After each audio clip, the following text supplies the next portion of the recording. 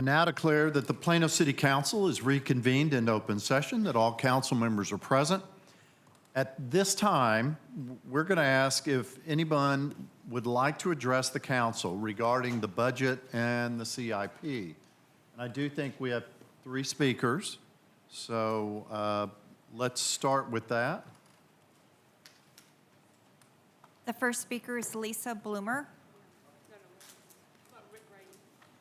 He's the second speaker. Well, he's on there too. Can you go first? Mr. Grady, go ahead. Thank you.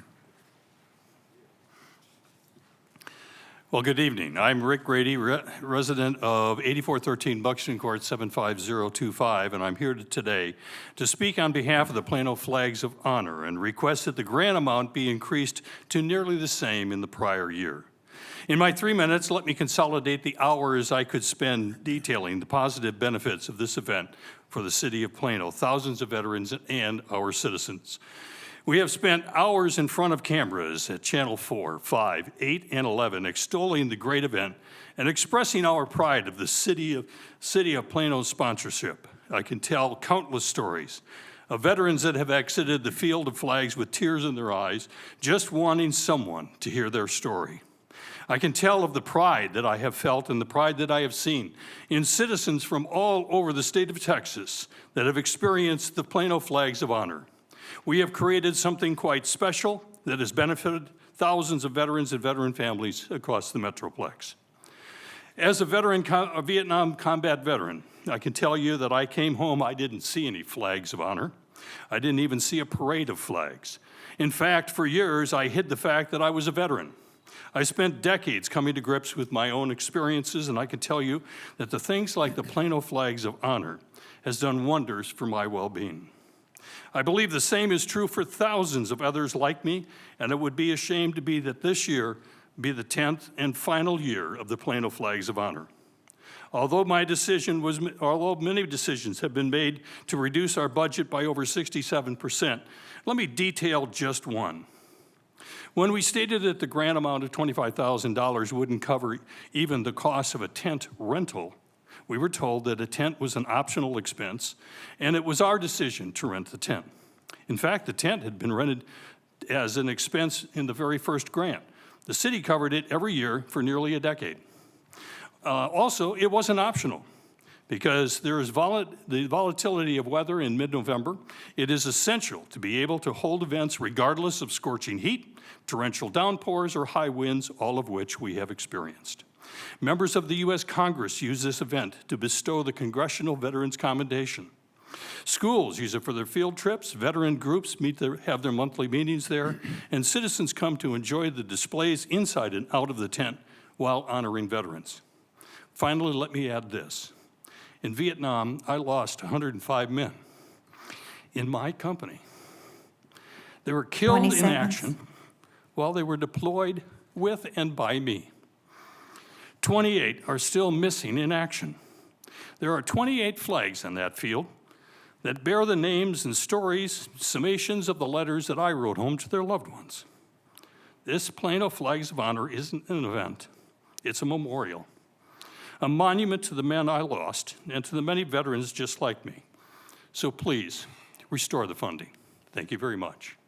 Thank you, Rick. Lisa, would you like to follow that? I'll just come up there and cry. Okay, I think we got that one. Okay. Daryl Rodenbaugh.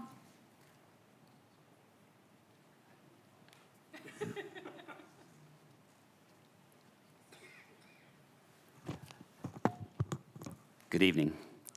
To the mayor, city council members, my name is Daryl Rodenbaum. I'm a Plano resident at 3208 Oak Hollow, 75093. And I serve as a volunteer working on behalf of the largest youth theater organization in the country based here in Plano. Thank you first for your continued support of the North Texas Performing Arts and the arts community in Plano. Plano's process and the team that manages it is world class and deserves our recognition and congratulations. As you know, with the support and encouragement of many people at this table, we executed a 10-year lease for a new home at 15th and Custer to allow us to continue our programs outside of the shops at Willow Bend Mall and make way so that we can make way for construction of a new home for the Dallas Stars. This incredible challenge to be out of there by the year end is not something we planned to do. It's not something we thought we would have to do. But we chose to leave early to cooperate with the city of Plano, the Stars, and our landlord, and we do so willingly. Tonight's plan for the future of the grant allocation process offers yet a new existential challenge. We understand and respect the city's regard and concern about the hotel and motel tax implications for its use and ensure that it's properly accounted for. Our concern is that the proposed methodology to limit each organization to 10 reimbursable events is all about ease of administration.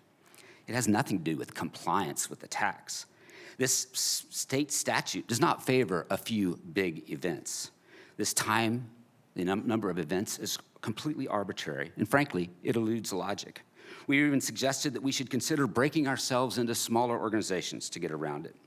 With your support, last year we brought in some 400,000 visits into our Plano spaces, 120,000 ticket buyers from some 90, of which 90% came from outside Plano.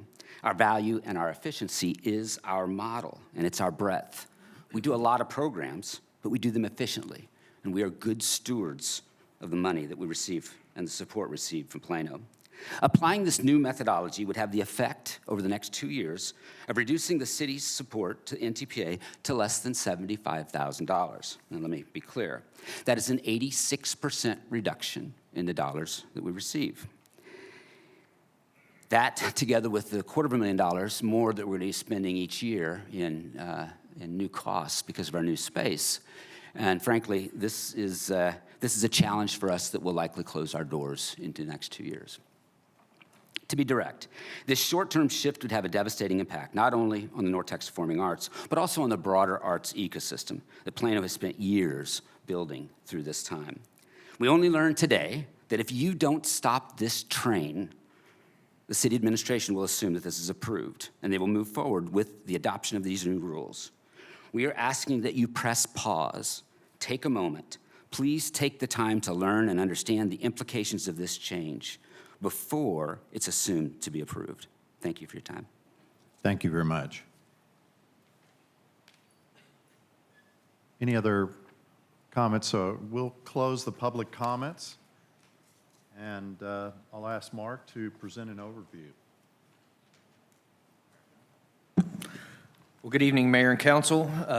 Appreciate the time this evening to lay out the budget a second time. We introduced the budget last meeting with the City Council. Again, there's this budget that we're presenting this year maintains the goals and priorities that we've had of managing our financial policies, continuing to invest in personnel, maintaining our quality infrastructure, and continuing to have high level of programs and services while maintaining a level of affordability that is reflective of the Plano being the lowest tax rate for our surrounding cities. So we are very proud of all that we have put into this budget. This is a budget that, again, this year, we are able to make work at the existing tax rate. So we would continue with our 4376 tax rate. We are forecasting that next year, due to the number of capital projects we have, as well as some of our previous commitments operationally, that we will have to focus on that, but that is for next year so that we will be accurate with that. But with that, we feel that this budget will continue Plano as the city of excellence, and we will be able to continue the level of service that our community expects. So with that, I'm happy to answer any questions, or we can move into the discussions with staff. All right. I think let's move into the discussions with staff.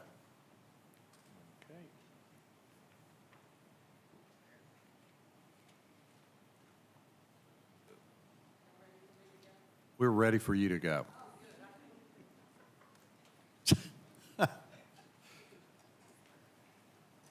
Okay.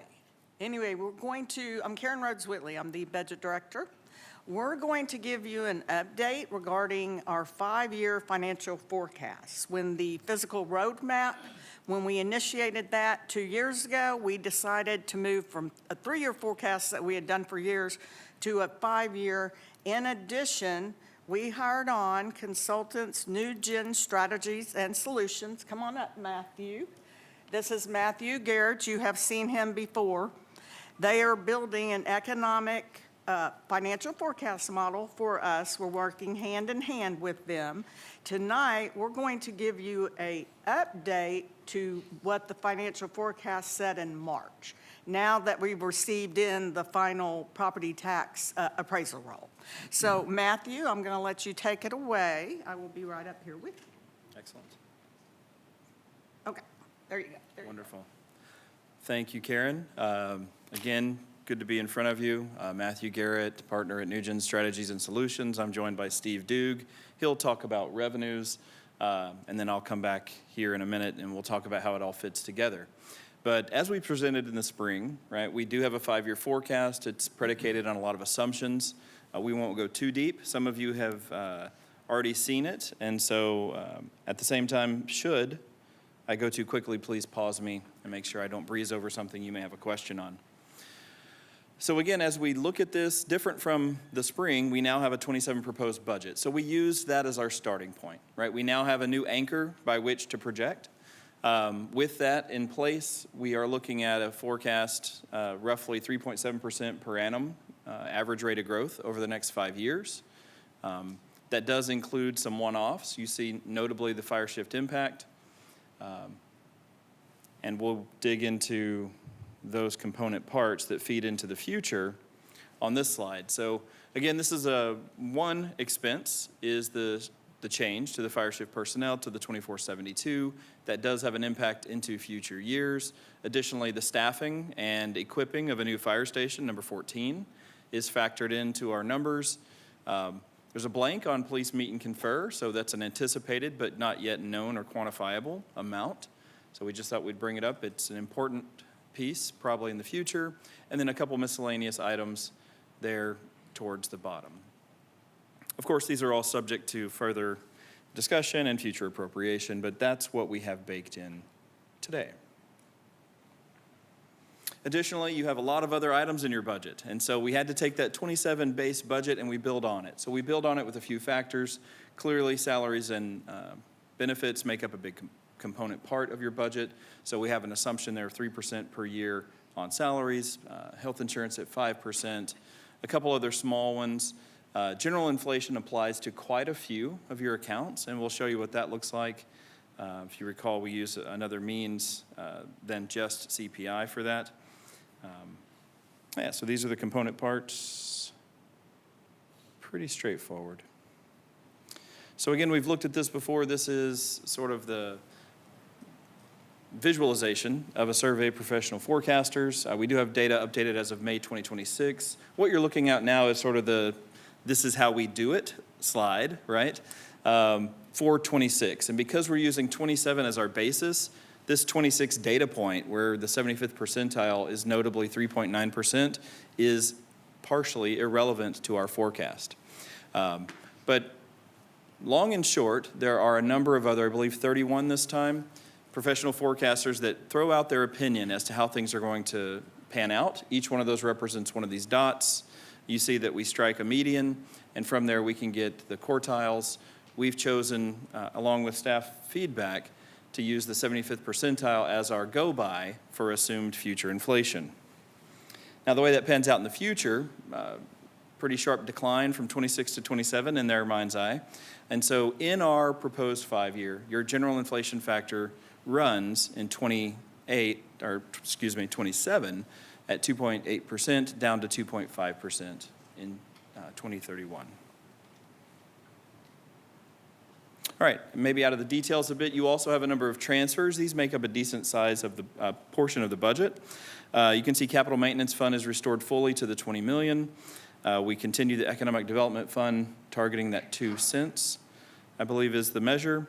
And we have a number of their fund adjustments here but many of these stay the same. So your risk management fund, PTV, and then the one exception shown here, the rainy day fund, is not anticipated in the future.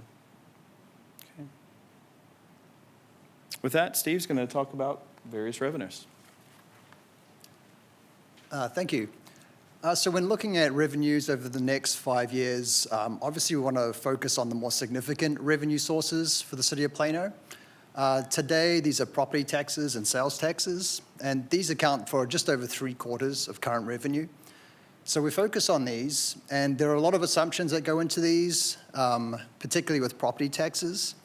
And two major assumptions we need to make with property taxes are, first of all, how Plano's tax base is going to change over the next 5 years, and secondly, what the tax rate chosen by the city will be. So we're going to talk about the tax rate later, but the next couple of slides, we just want to talk about the assumptions that go into the property tax base and how this may change over the next 5 years. So house prices are a key indicator we look at when projecting property tax values in Plano. Here we're looking at changes in the Dallas-Plano Irving area house prices over the last 25 years. October of last year was the first time house price growth has turned negative in 14 years. So the recent story is a sharp decline in house price growth. This has rebounded slightly in the latest quarter to 1.1%, but generally low house price growth overall. Now, our model does not attempt to project year-on-year changes in house prices, but what we're assuming is a return to the long-run growth average of 5.5% per year, and that's illustrated by the green line in this chart.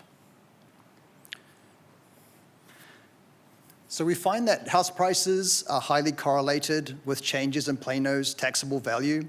We show here the correlation, house price growth on the horizontal axis, changes in market value on the vertical axis. Not quite a one-for-one relationship, but we find that historically every 1% increase in house prices translates to a 0.75% increase in market value. So overall, what we've done is we take our projected house prices, apply that 3/4 assumption, and use that to arrive at projected changes in market value.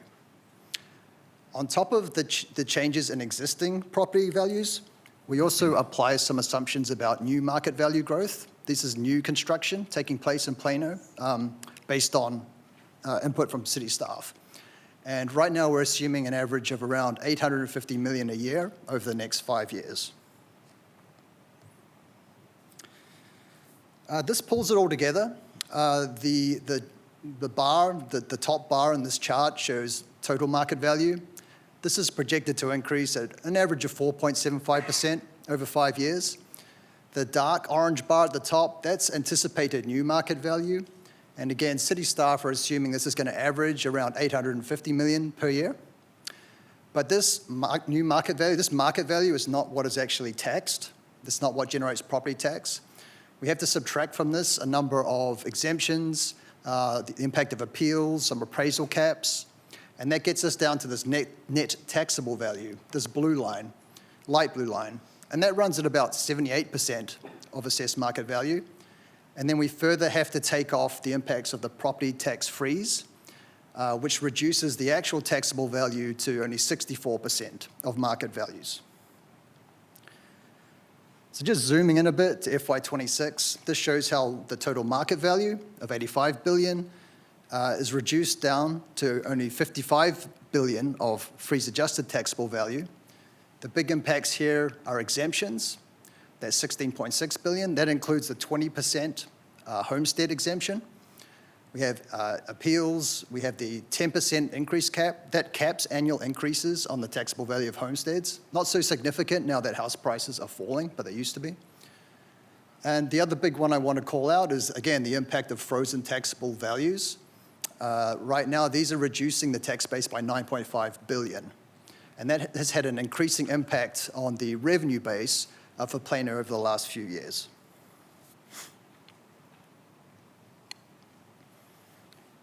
And just to illustrate that impact, what we show here, the top blue bar is the notional tax of these frozen properties. And this is the tax that they would have paid were they not frozen. The dark blue line is the tax they actually paid. The difference between those two bars, that's the property tax revenue foregone by the City of Plano due to the property tax freeze program. And that delta, that foregone revenue has increased from $5 million in 2020 up to $15 million in the most recent year.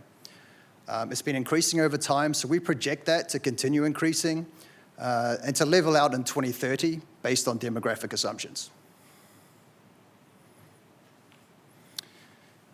Second major revenue source is sales tax.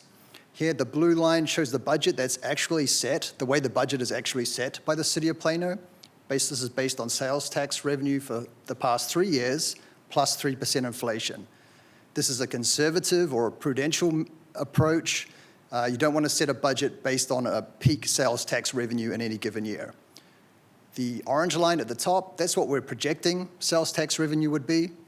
We're adopting a method that's been used by Lewis McLean, a sales tax consultant who's worked with Plano before, which is based on inflation, population growth, and some real terms growth in revenue per capita. The difference between projected sales tax revenue and what's budgeted is contingent revenue. But again, the city is not banking on having that revenue available for its budget setting process. And finally, for all the other revenue lines in the budget, we make some high-level assumptions based on inflation. Just a couple I'll call out here. We've got cable and telephone franchise fees falling as people continue to cut the cord. Building permits are not assumed to change. Most other fees and charges we assume increase with general inflation. And we do not assume any changes in the level of fees and charges, which may be applied in future by the City of Plano. And with that, I'll hand it back to Matthew, who will talk about the overall picture for the next 5 years. Yeah, thank you, Steve. So, Council, what does this mean? We showed you a lot of inputs, right? Your 2 critical revenue streams. We showed you your expense horizon, a couple big rocks that are coming in the future on the expense side, right, or future appropriations. To that end, we have then otherwise held constant the expenses and the revenue potential other than tax for this analysis. Right, so now we're looking at a few slides that would say our one lever is property taxes. And we do that through the lens of the truth in taxation. They give us 2 means, the no new revenue rate.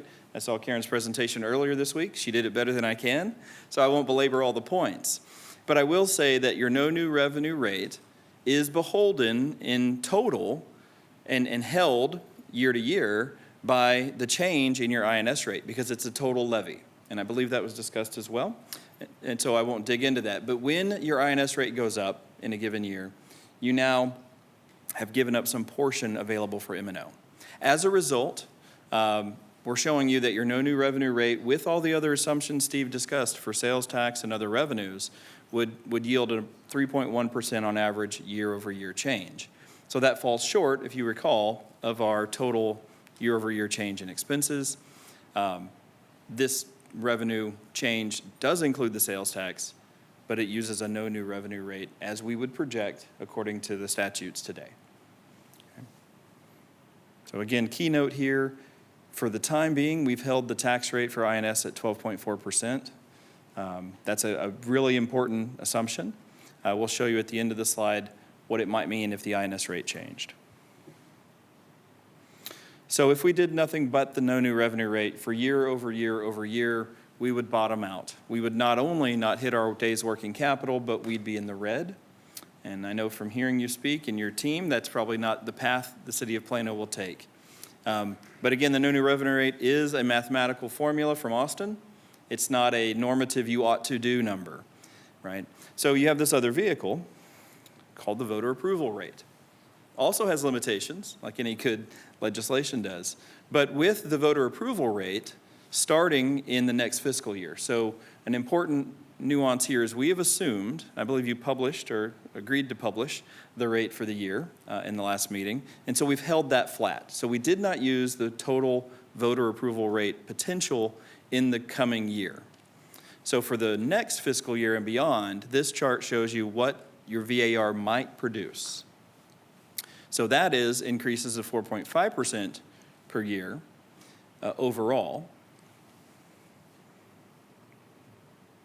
However, because your operating expenses are growing, because days working capital can't keep up we can't just say we have more money year over year and it exceeds the cost of growth. The actual cost to operate day to day, as I showed on slide 3, I believe, has gone up substantially, 29 million approximately by 2031.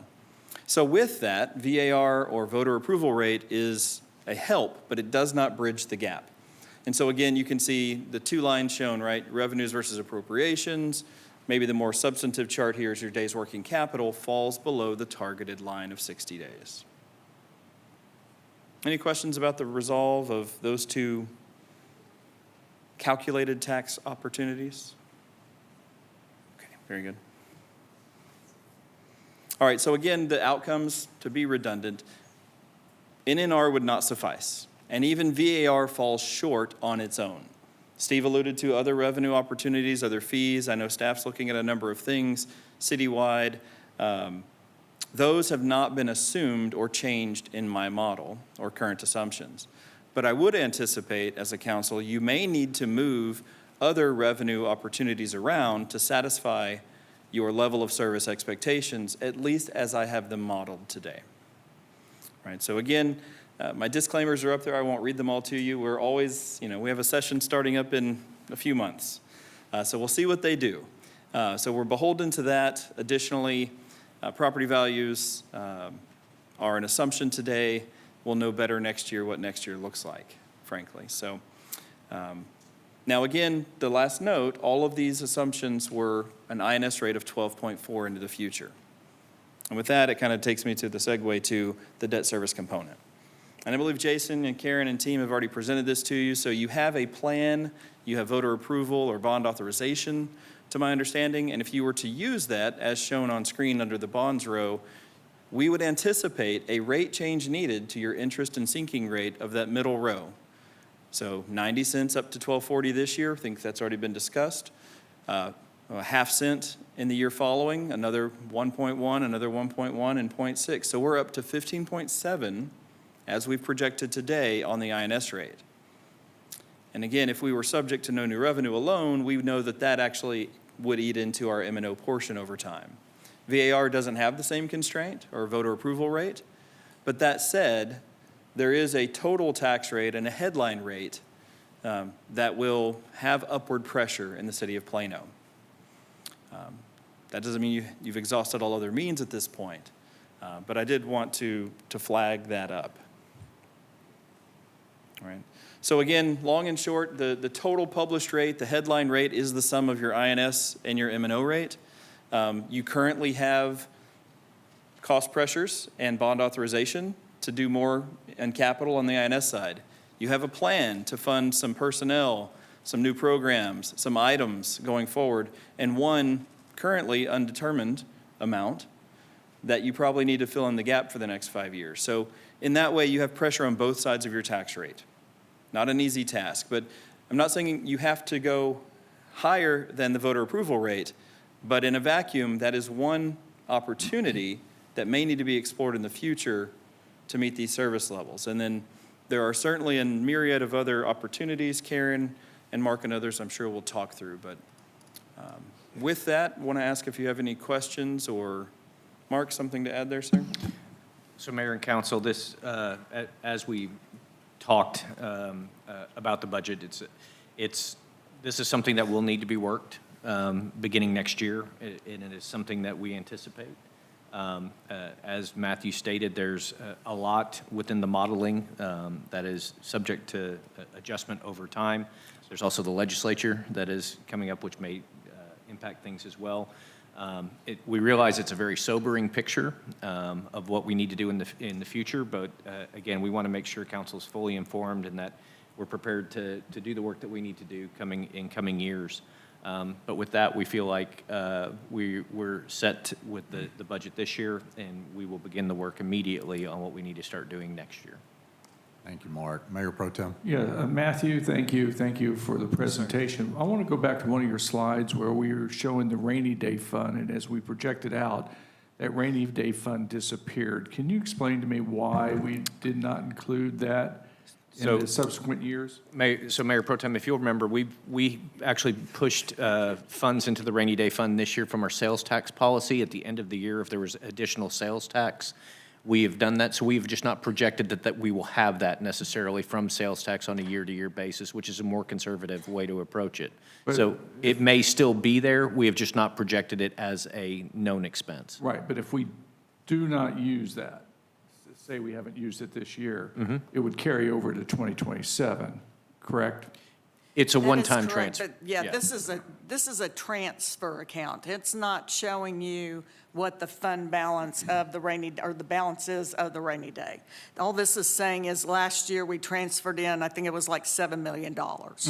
So that's all this chart's saying. So really, we don't know yet from the 2027 sales tax, if That's any, correct. if any money is going to be a surplus that we might be able to transfer to the rainy day fund. Yes, correct? and I'm That's about to have a presentation on sales tax. You All are right, correct. thank you. All right. Deputy Mayor.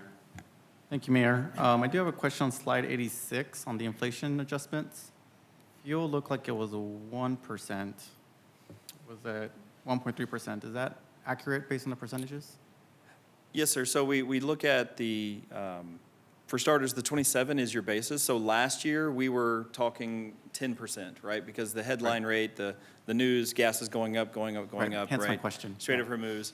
We assume staff has baked into the current rates forward-looking into 27. Okay. And so again, this is only 28 and forward, Okay. right? And so that's back to sort of an annual energy outlook or report Okay. from the Energy Information Administration. Understood. Just want to clarify that because the 1% and everything else was 2 or 3. So. No, And good then my question. other question is on slide 90 under other. There was about 11 million on there. What is that other? Anything over $1 million that's characterized as other to me, I'd like to kind of know. Sure. So I don't have the drill down to the Okay. other, but you have just a lot of different departments, and anything that flows to the general fund that isn't a large, we'll say more than 3.5 million, Okay. gets somebody rolled into else- that. But that may show something else. Karen, anything to elaborate on this year? Yeah, and the other, that should be our miscellaneous that comes through a bunch of different revenue sources. Also, I know another thing that's included in there is going to be, you know, how we have our intergovernmental relationship with PISD, that we do like the school crossing guards, but we get money in, all that would go into other. The much, much smaller Why don't- cost centers. Yeah, why don't I do this for y'all? Look, we'll be done tonight, and then tomorrow I can come up with what is included in other. No, I follow you. It's probably like library stuff or like. Oh, yeah. Copy machine rentals, I mean, Yeah. we have several miscellaneous, that's correct. Interest income, I'm sure, is a big one, Okay, Yeah. perfect. a bigger one. Those are all my questions. Councilmember Care, sorry.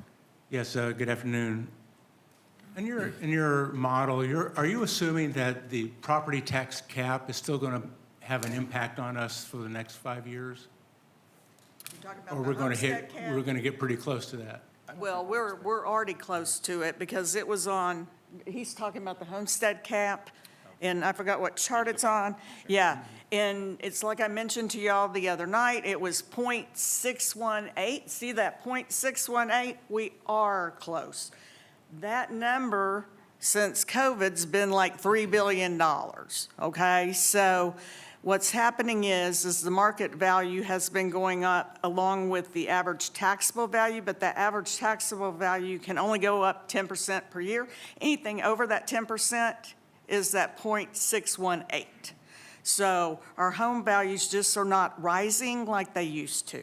So the projection really is that the tax cap is really no longer having an impact. The taxable value and actual value are going to be pretty close. Yes, that is correct, yes, yeah. Councilmember Levine. Thank you, Mayor. You mentioned the impact of the freeze and the fact that it would start to decline over time as the demographics change. How far out are you thinking that change is going to be, where it doesn't keep going up? Sure. So what we don't have is perfect information on your demographic, but we do have it sort of leveling off, not necessarily declining, right? But through some natural attrition and replacement of whoever owns the next property, there may or may not be leveling off. What we did not want to do is falsely assume a substantial continuing rate of loss. And so we thought this made more sense, just knowing life expectancy, among other things, that this may or may not continue. So you're going to have some ebb and flow. But ultimately, you see on 2032, it's just a smidge more, right, overall, but it does level off. So we start to level off in slope on this slide 95. And Steve, if there's more to elaborate, feel free. No, I just mentioned we have been, and Karen's been trying to get some data from the Central Appraisal District on the ages. Actually coming. Oh, it's coming. Yeah, on the ages. So we want to get data on the ages of homeowners so we can start to model this in a little more detail. But right now, we're just making the assumption that it peaks in 2030. But once we get the ages of the different cohorts, we can actually model the likely percentages going forward. Thank All you. right. Thanks, gentlemen. Thank Karen. Thank you. So we did the overall view of the budget, the expenses, the revenues. Now I want to go back and do the grant funding requests, if you don't mind. And then PTV, can you put us back to the grant stuff? Yeah, thank you. Perfect, thank And then we'll finish off with the program. So let's start with the Buffington Community Service Grants. Curtis? All right, good evening, Mayor, Council, Curtis Howard, Assistant City Manager, and normally we would have the Community Relations Commission Chair give this presentation, and unfortunately she had resigned, so I'm here before you tonight here. So, just talk about a little bit about the funding recommendations. So just a little bit as we kind of give you charts when we talk about the grant funding that we're getting through the federal government, through the state government, and then also through the city of Plano. And, you know, one of the things, especially when we talk about social services, is how easy it is to use that money. And this is just kind of a chart just detailing, you know, the flexibility of these buckets of money. And you talk about that home funding, and that's kind of our hammer nails, getting people into homes immediately. Not a lot of flexibility. The state funding that we get, that we use for our rapid rehousing program, again, there's some constraints on that, but that goes to Salvation Army for our rapid rehousing program for both adults and children. And also then Community Services Block Grant, again, that starts to get a little easier to use, especially in the social service setting. And then finally, our Buffington Community Services Grant, which it does provide us a lot of flexibility in using this for the needs of the community.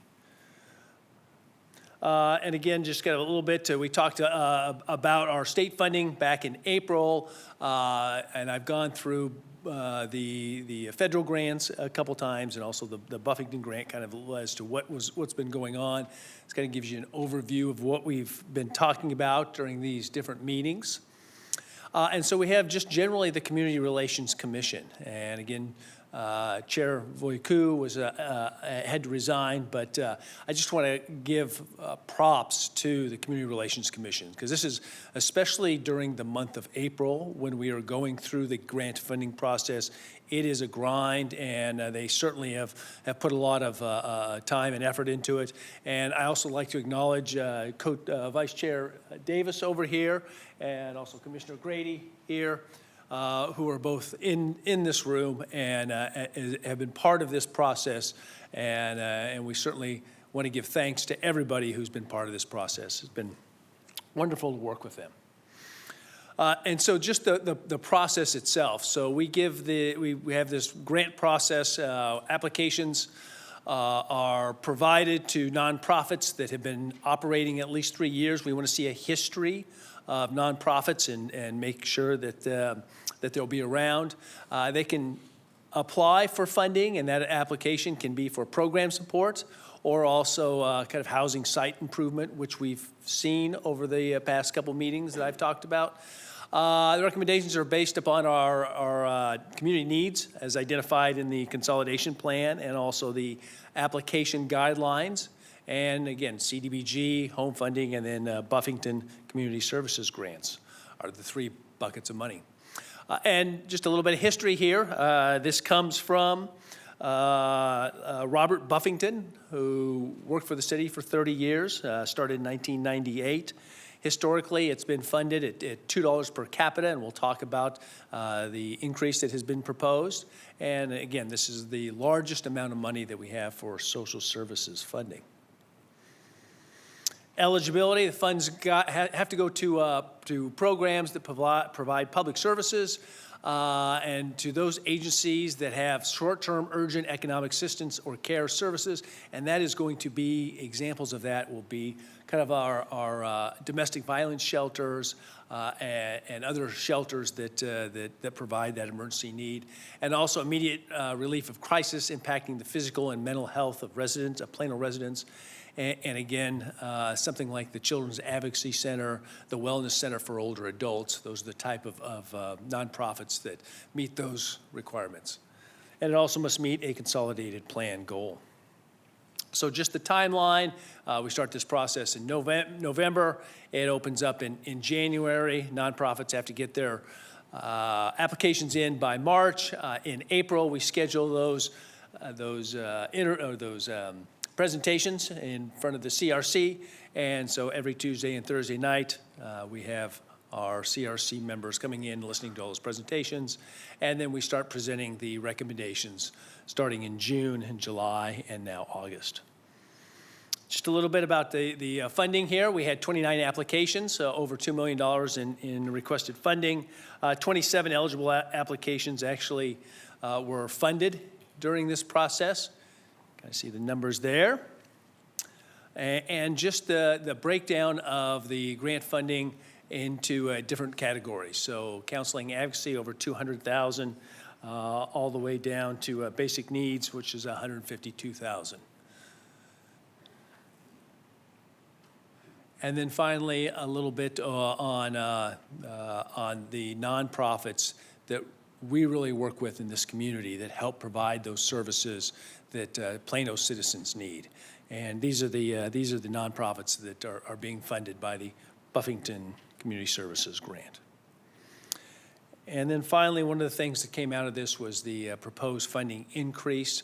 That increase is going to provide an additional $75,000. And so what we'd like to do is if that goes through during this budget process, we will bring that back to the CRC for recommendations on how to best allocate that money to those that already applied. And with that, I will take any questions on the Buffington Community Service grants. All right. Thank you, Curtis. Any questions for Curtis? Council, this is also the increase to the Buffington grants was a council directive this year. And there was quite a bit of discussion about whether it's an inflationary aspect or it's new services in there.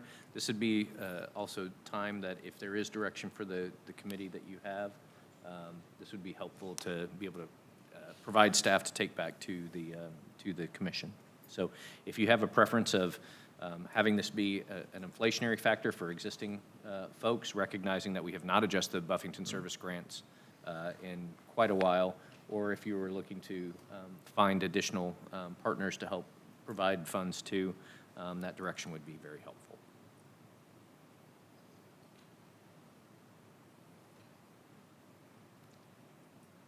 Councilmember Downs. Thank you, Mayor.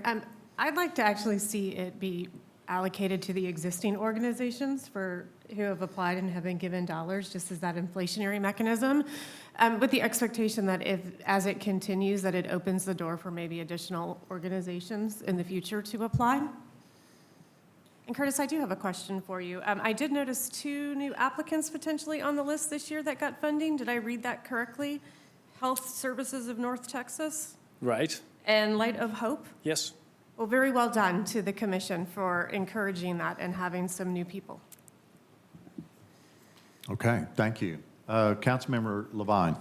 Thank you, Mayor. I want to echo what Councilmember Downs said. I think that this additional funding going to the existing grant recipients, I think, will be helpful to them, given that we haven't increased these in a long time.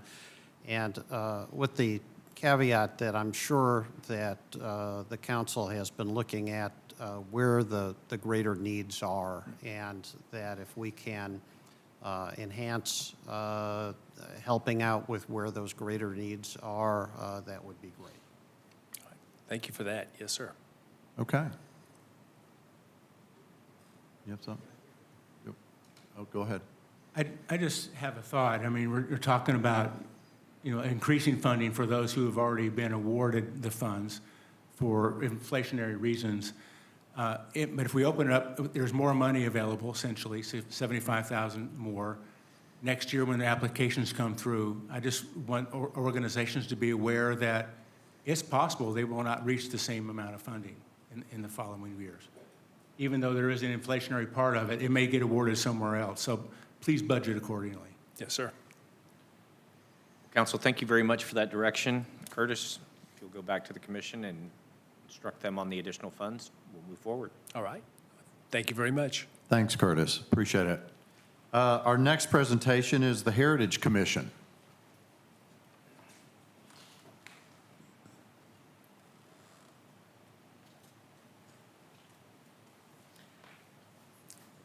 Good afternoon, everyone. So first, let me introduce our team. Our Plano Heritage Commission consists of our 7 commissioners. Starting from me, Nayer Ali Rasul, I'm the chair. Carol Richdorf, she's actually the vice chair. She's sitting right there.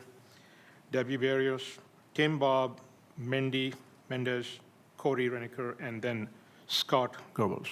So those are our team members. So we'll continue with the slides. So first, I would like to highlight a few of our accomplishments as a commission. So you can see major accomplishments included statewide recognition. In October 2025, the Texas Pool received the 2025 Silver Award for Historic Preservation from the American Planning Association Texas chapter, and they are also here today. For the regional leadership, in September 2025, the Heritage Commission partnered with the Preservation Texas, Austin, to host the Northeastern Texas Regional Preservation Summit. We also brought together about 50 plus preservation professionals, local government reps, and advocacy organizations. So some of those accomplishments which we covered. As you know, one of our biggest tasks as commission is to review the certificates of appropriateness applications for our exterior work on historical buildings. And as you can see over here, the 27 certificates that were issued in 2025, 58% were approved at the staff level. And with 74% of staff level approvals, they were completed in a day or less. So the staff did an awesome job over here. Commission training. So over the past years, we have had several training opportunities, as you can see over here, from the National Park Service, the Texas Historical Commission, and National Alliance of Preservation Commissions, NAPC. The picture you see here is about the most recent Staff and Heritage Commission attendance. I was there myself with the vice chair. We attended the forum, 2026. This was in Minneapolis. This was a conference that was hosted every once in 2 years. I think we had a great experience over there. We learned a few things which we were not aware of, how Minneapolis and the team and the city are proceeding with their preservation efforts. Maybe we could apply some of them over here. We can review them at a later stage. And additionally, in September 2025, the Heritage Commission also collaborated with the Preservation Texas, Northeast Texas region. And those are some of the things which we are continuing, and we continue with the training as we go forward. So this is important. What are our goals? What are our criteria for the heritage preservation grants? So as you can see over here, the goal is to preserve and promote the city of Plano's heritage, thereby supporting and stimulating local business and strengthening the culture, prosperity, and the welfare of Plano citizens. You can see some of the pictures over there. Our criteria: heritage tourism, public education, that's about 50%. Heritage preservation merit, about 25%, and then the administration and fiscal responsibility, about 25% over there as well. Here is the timeline for the fiscal year 2026-2027 grants. The grant process began with the application going live on April the 1st. It was followed by an in-person workshop that was hosted by the planning staff on 15th of April. Details are over there. We can go through them if needed. So today, or tonight, I don't know, okay, evening, I present the Heritage Commission recommendations for the 2026-2027 grants. So we're going to follow with that.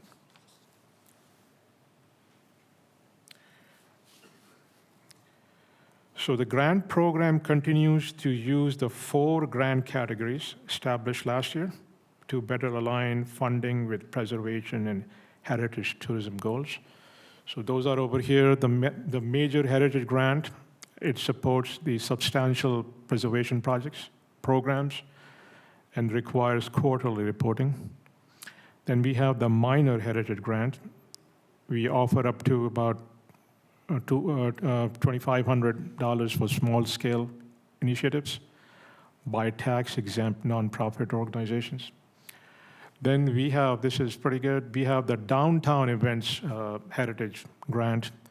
It supports the community-led heritage events held in the historic downtown. We also have some members here as well for that.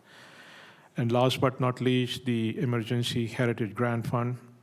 This actually is reserved for urgent, unforeseen damage to designated heritage resources that may be caused by natural disasters.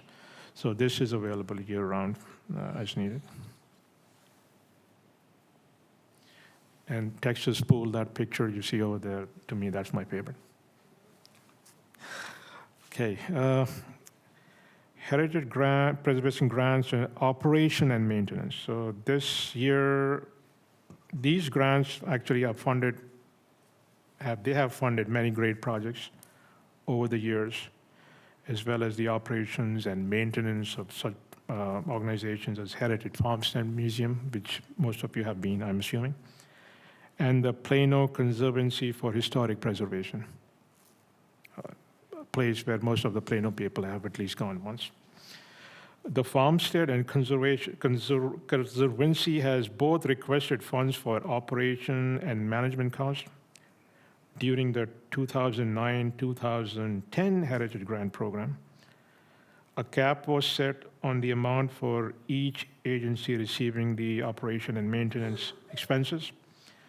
The amount awarded for O&M that year served as the maximum request for this budget line item, considered for future grants that were requested.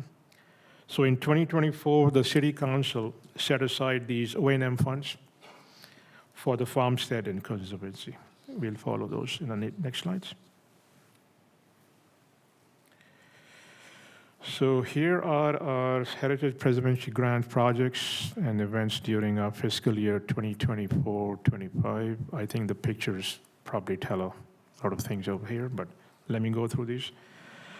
The grant recipient organizations brought more than 90,000 visitors in fiscal year 2024-25 and the first 2 quarters of fiscal year 2025 and 2026. So that was a good accomplishment.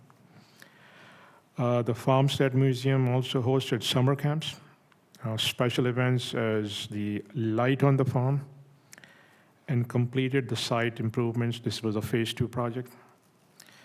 The Plano Conservancy completed a cemetery restoration project, also several exhibits and events.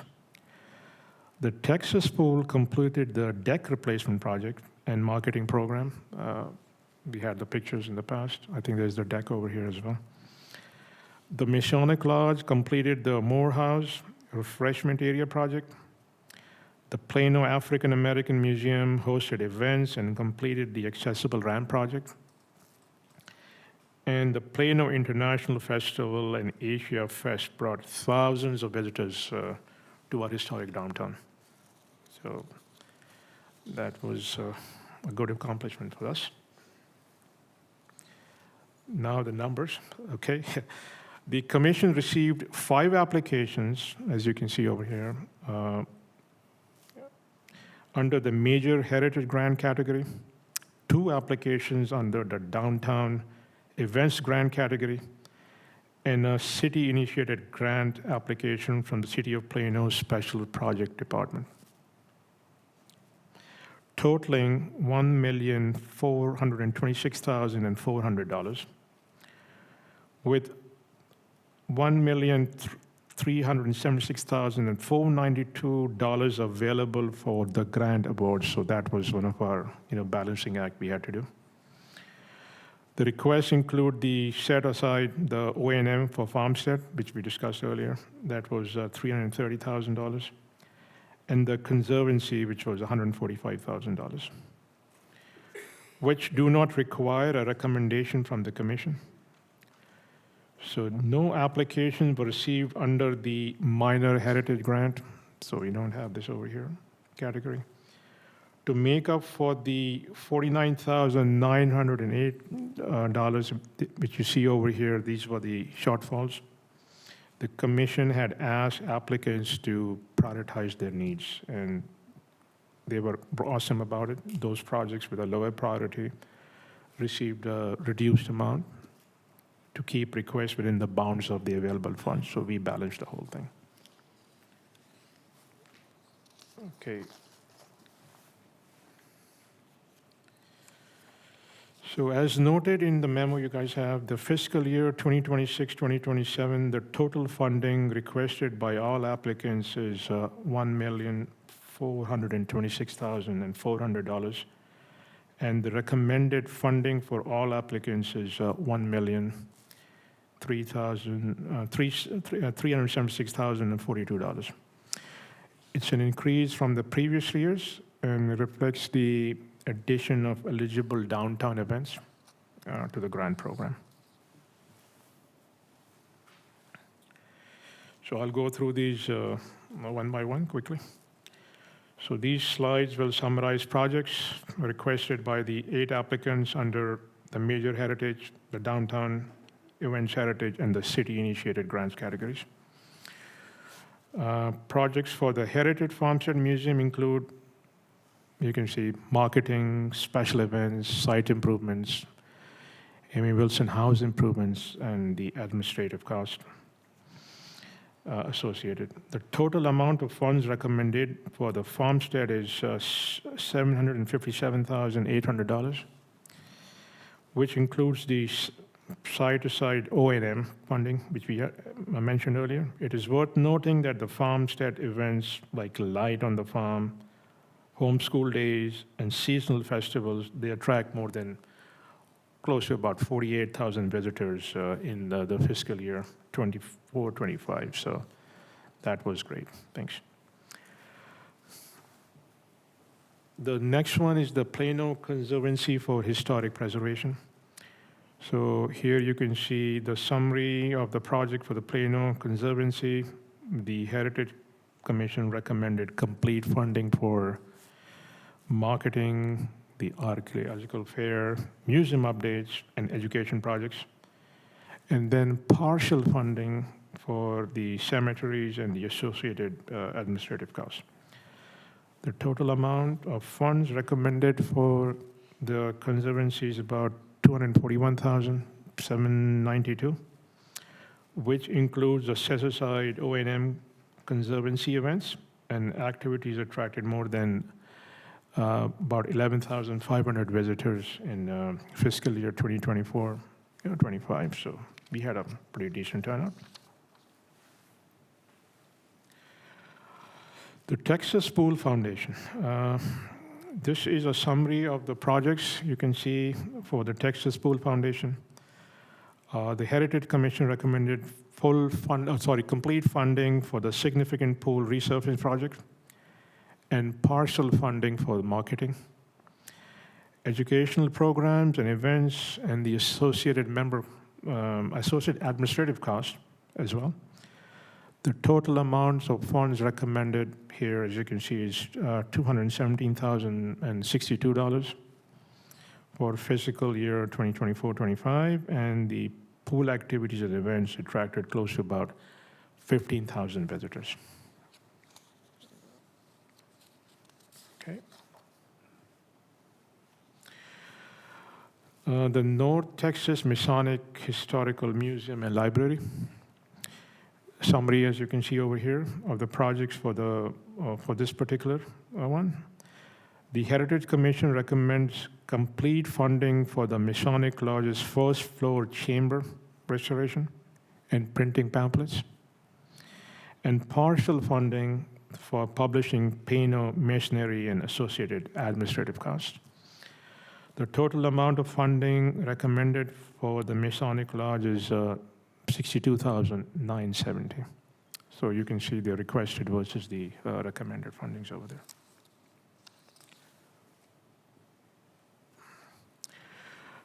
Plano African American Museum. So this is a summary over here. The Heritage Commission recommended complete funding for the exterior restoration. You can see how it is right now. And painting project and associated administrative costs. The total amount of the funds that were requested were $22,800, and the recommended was the full amount over here, the $22,800 as well.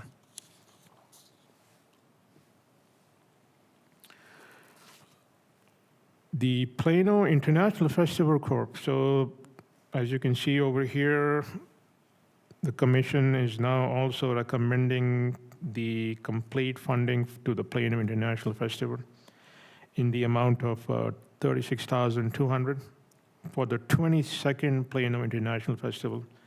It is planned for October the 17th. Hopefully you all will be there this year.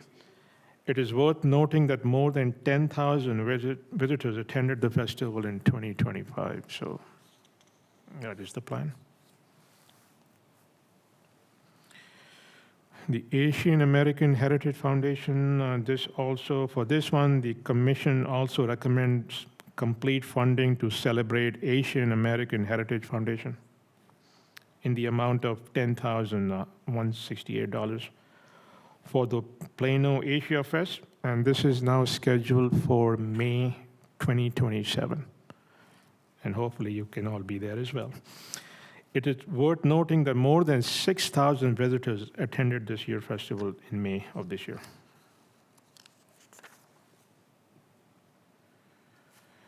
And this is for the special projects for the city of Plano. I was one of the guinea pigs. I was one of the first people who attended this as well. So the City of Plano Special Project Department is requesting funds to continue the recently launched Once Upon a Plano tour program, which received grant funding in year 25-26. The program consists of a 90-minute historical fiction walking tour of downtown Plano that combines authentic downtown Plano history with original stories written by the community members. The Heritage Commission recommends complete funding as requested for $27,700. So now the summary.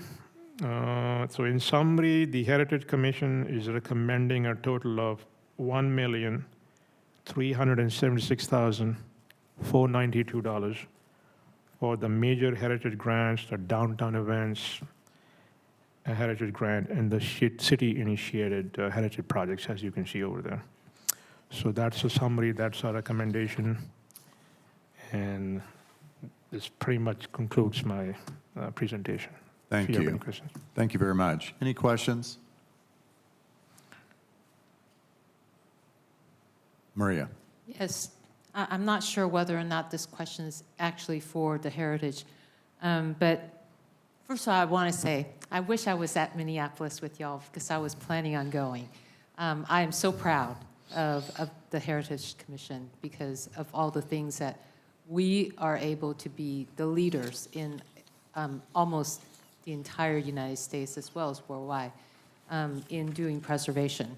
So I always want to gloat in the glory of our preservation. But one question I do have, and I'm not sure whether or not it actually fits in here, but the former Councilman Grady was talking about the veterans, I guess, tent, and I'm not sure whether or not that fits into the Heritage Foundation, or is it in a different? Flags of Honor is funded out of a different fund, not the Heritage Fund. Okay, all right, I appreciate you, thank you.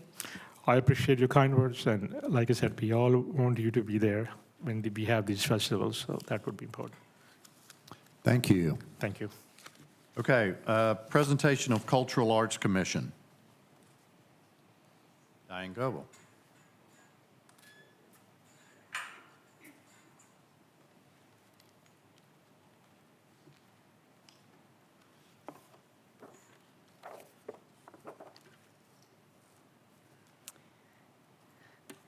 Good evening, Honorable Mayor, City Council, and City Executives. Yeah. Hang on a second, I've got to adjust here. Okay, is that better? All right. I'm Diane Goebel, Chair of the Cultural Arts Commission, here to present our recommendations for 26-27 Arts and Events grant funding. Cultural Arts is made up of 7 commissioners. They are myself, Vice Chair Toby Todd, Rita Cosgrove, Sherry Levine, Marvel Chen, Johnny Sang, and Sandra Wolf. And we work closely with 2 incredible staff liaisons, Karen Davis and Katie Suarez. And then we also appreciate the support and presence of our council liaisons, council members Downs and Levine.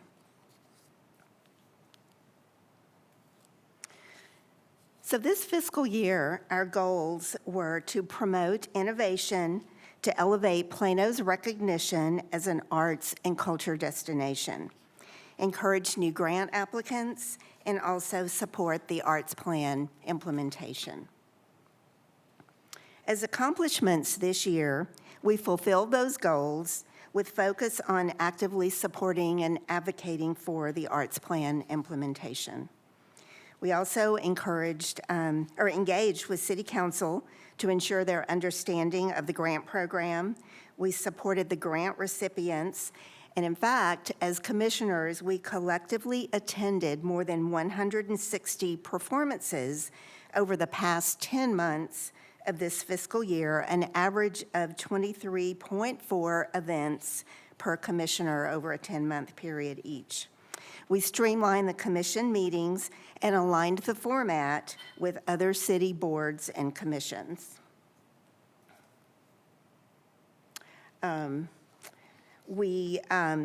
This year's goals will carry over to the next fiscal year with emphasis on supporting the implementation of the new grant program.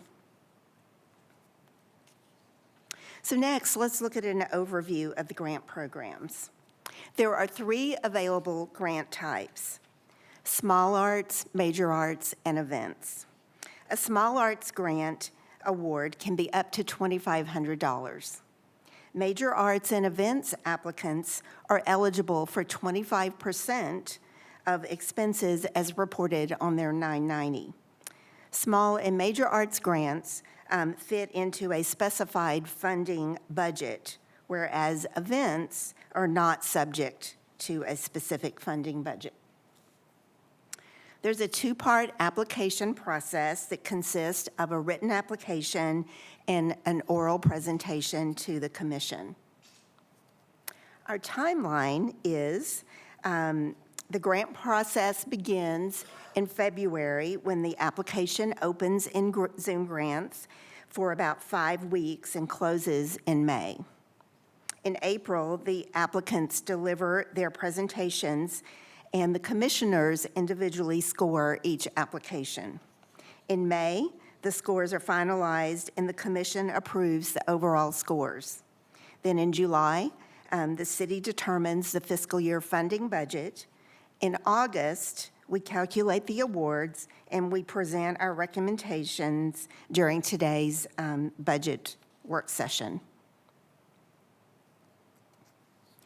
So the application questions evaluate 3 key areas. 50% focuses on what the applicant is doing to bring people to Plano and meet HOT guidelines.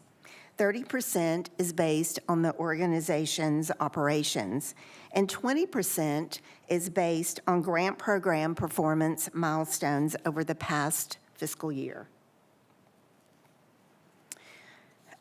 For scoring for the application, an application can score a maximum of 100 points. A total combined score of 70 points is required for funding. So next, I'll explain the Commission's process for determining our grant funding recommendations. So first, there's a lot of terminology. It can get a little bit confusing, so I'll walk through this quickly. The funding request is the amount that the applicant requests, with a maximum allowed of 25% of their expenses. The overall score is the average of the individual commissioner's scores. The award by score is the adjusted award amount based on the applicant's overall score. And then the total of city-provided grant funds is the total dollars set aside by the city for major and small arts award funding. The actual award, because total funding requests are typically greater than the total city-provided grant funds, the major arts award by score is reduced to fit the amount that the city has provided in grant funds. And then also, no major arts grant can exceed 35% of the total city-provided funds. Now we'll walk through an example of how the Small Arts and Special Events Awards are calculated. For this example, we're using $2,500. That is the amount that a small arts applicant can ask for. Whereas events applicants can request a percentage of their budget. So after averaging the scores, this applicant's score was 81.57%. Then $2,500 is multiplied by the score to get the actual award amount of $2,039. Now for major arts, this applicant has requested $68,995. Their overall combined score was 93%. So we multiplied the funding request by their score to get $64,165, their award by score.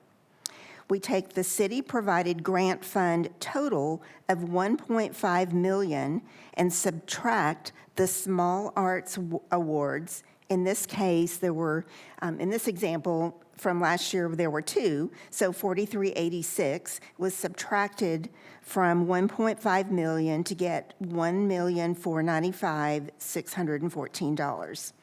And then the award by score is reduced proportionately along with all other major grant awardees to fit the remaining funding budget. So this actual award is adjusted to $58,804. So now we'll get into the Commission's funding recommendations. excuse me, allergies. All right. So for small arts, there was one applicant versus 3 from the last year. 1 reapplied, 1 moved to major arts, and another did not reapply. So this applicant requested $2,500, and based on their score, they're recommended for $2,386, and that will be subtracted off the top of the available $1.5 million of available major arts funding. So the major arts funding overview, we had 14 applicants, the same number as last year. While 3 from last year did not reapply, 3 were added. 1 was a previous applicant, 1 moved up from small arts, and 1 is a new applicant. So a total of $2,385,732 was requested. So after scoring, $2,210,832 is recommended based on score. But since this year's city-provided grant fund budget is $1.5 million, then, which is the same as last year, the Small Arts Award is subtracted from that, and then our recommended funding for major arts is $1,497,614.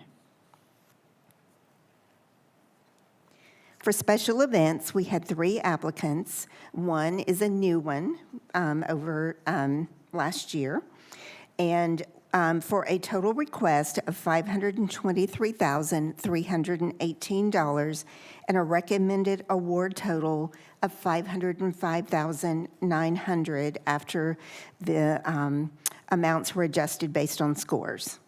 So in summary, the commission received 18 applications, and we recommend funding for all of them.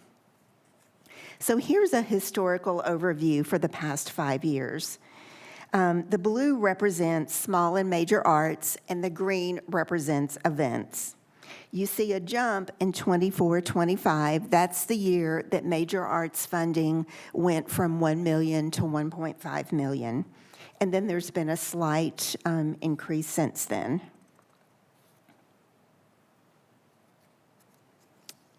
So looking at this chart, you can see that we have a variety of different art disciplines that receive grant funding.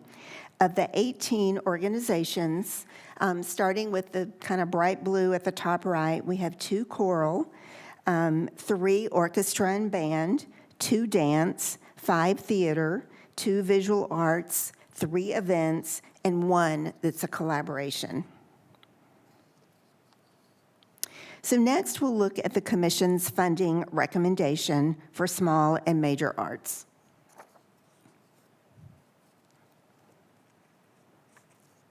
So for small arts, going from the gray column at the left, those numbers are the 25-26 awards. The next column is the amount the organization is eligible to request. Next is the amount requested. The next column is the score. And then based on the score, this applicant is recommended for $2,386, the blue column at the right. Major arts, there's a lot on this sheet, so hopefully you can see your handout clearer than this. But the major arts recommendation is as follows. Starting at the left, the gray column is the 25-26 awards. The next, the 26-27 amounts that applicants are eligible for. Their request or maximum allowed based on 25% of their expenses. Then the next column is their scores. And then next, the award amount by score. So since this amount is larger than the total amount of city-provided funds, to calculate their actual recommended award, first, the small arts grant of $2,386 is subtracted from the $1.5 million, and we get $1,497,614. One applicant was reduced due to exceeding 35% of the funding maximum, and then the others were reduced proportionately to fit the total city-provided funds. So on this page, you will see the combined major and small arts, and you'll see that they add up to the $1.5 million that the city has recommended for funding. Now, moving on to events.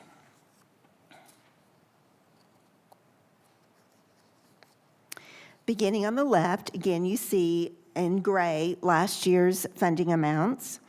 Then the next column, the amount eligible to request, the actual request, then the application scores, and then toward the right, you see where the award amounts are adjusted based on the score. And then since events do not have to fit into a budget cap, their actual award is the same. So those two columns to the right, the numbers are the same. So a total recommended events award of $505,900.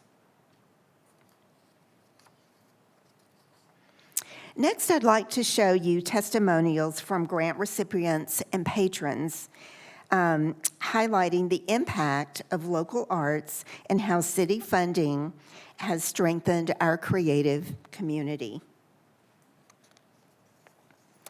City of Plano funding led Plano Civic Chorus to experiencing a 40% increase in attendance last season.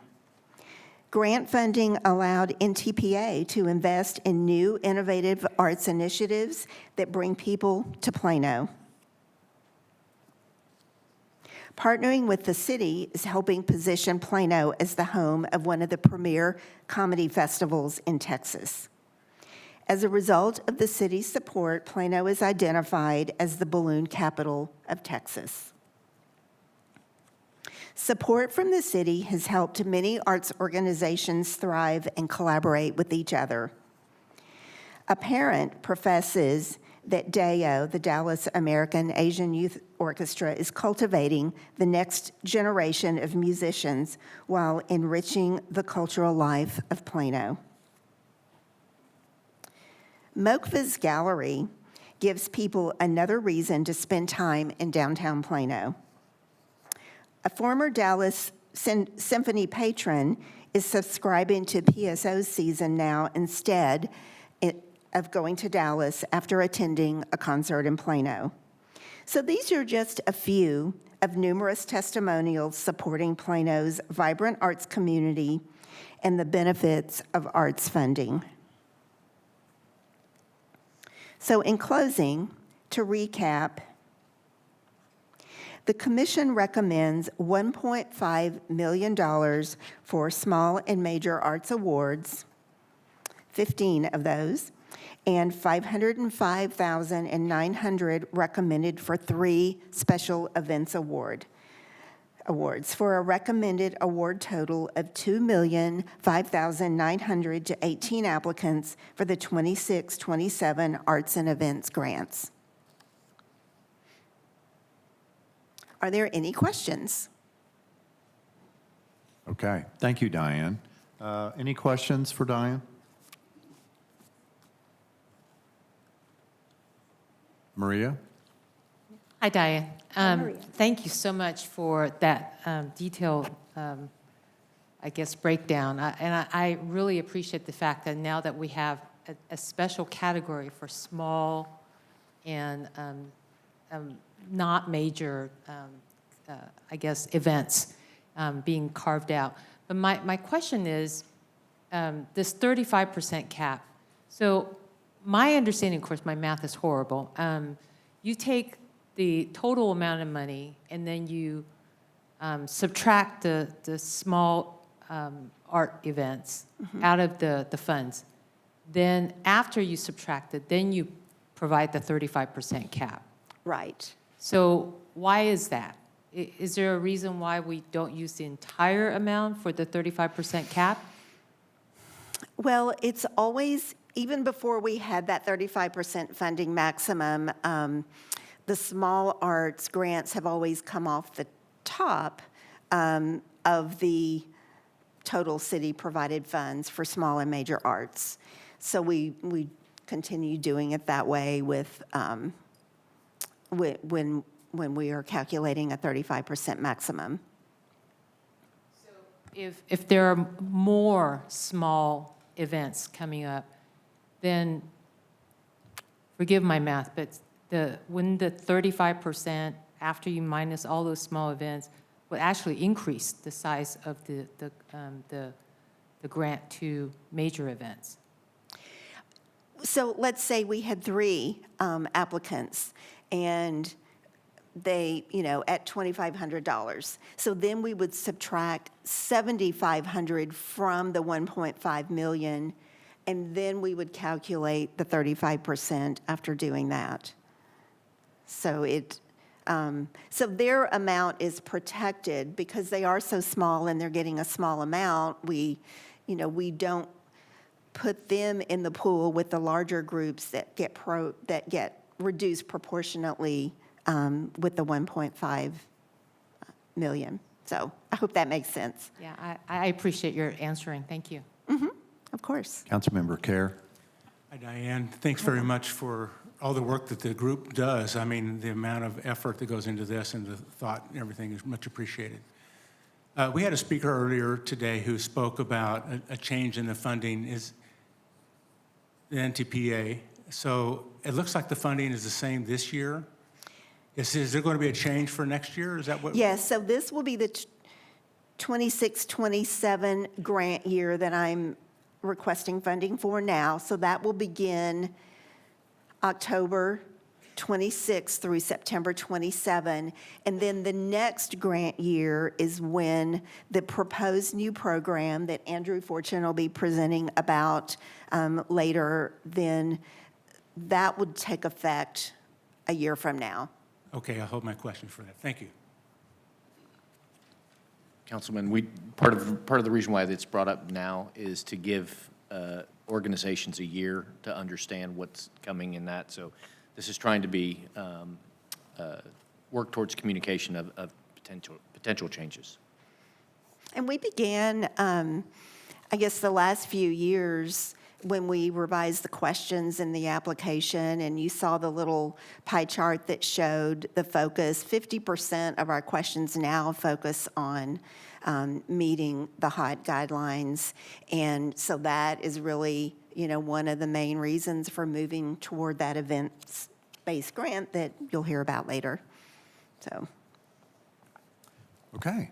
All Thank you right. very much. So before I close, I want to sorry. give a plug, if it's okay. On Saturday, Celebrate the Arts will be at the Courtyard Theater, and it's produced by Collaborative Arts of Plano. Just about every grant recipient is a member, and it's a performance by about 20 different arts groups, all on one stage.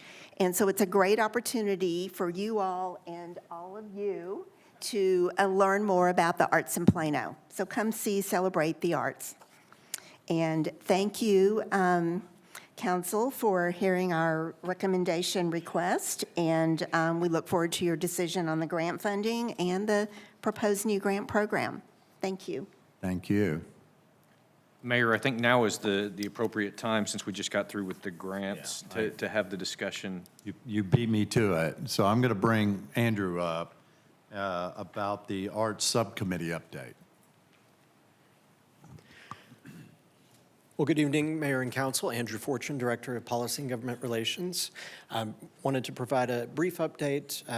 You've heard a few times now from me on our Arts Subcommittee and the work that we've been doing since you first tasked us with a few goals. So as a review, the charge and scope of this subcommittee really took two of our council members, Councilmember Levine and Councilmember Downs, impaired them with a cross-section of staff across the organization. And so we were tasked with looking at the existing process and migrating that to more of an events-based program. And so, we've come before you with those recommendations in the past and received your policy direction. on that. And we have now moved forward, as you may recall in your email, we have sent those changes out to the arts groups, to the Cultural Arts Commission. We've also posted those online. Staff is going to continue to work with some of the forms and criteria, et cetera, as we move towards the next event-based award year.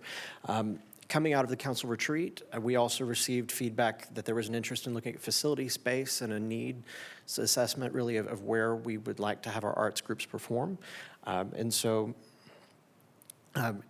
just a quick review for both you and everyone here, we do have those guidelines published. As I mentioned, we're updating those forms. The applications for the new process will not be until FY 27-28. We also, as a reminder, implemented a plus or minus 25% cap to help mitigate even further. So in addition to the full year before this takes effect, the first year that it does have an effect, no organization will be impacted more or less in a cut or increase to funding by 25% to give an extra runway of time.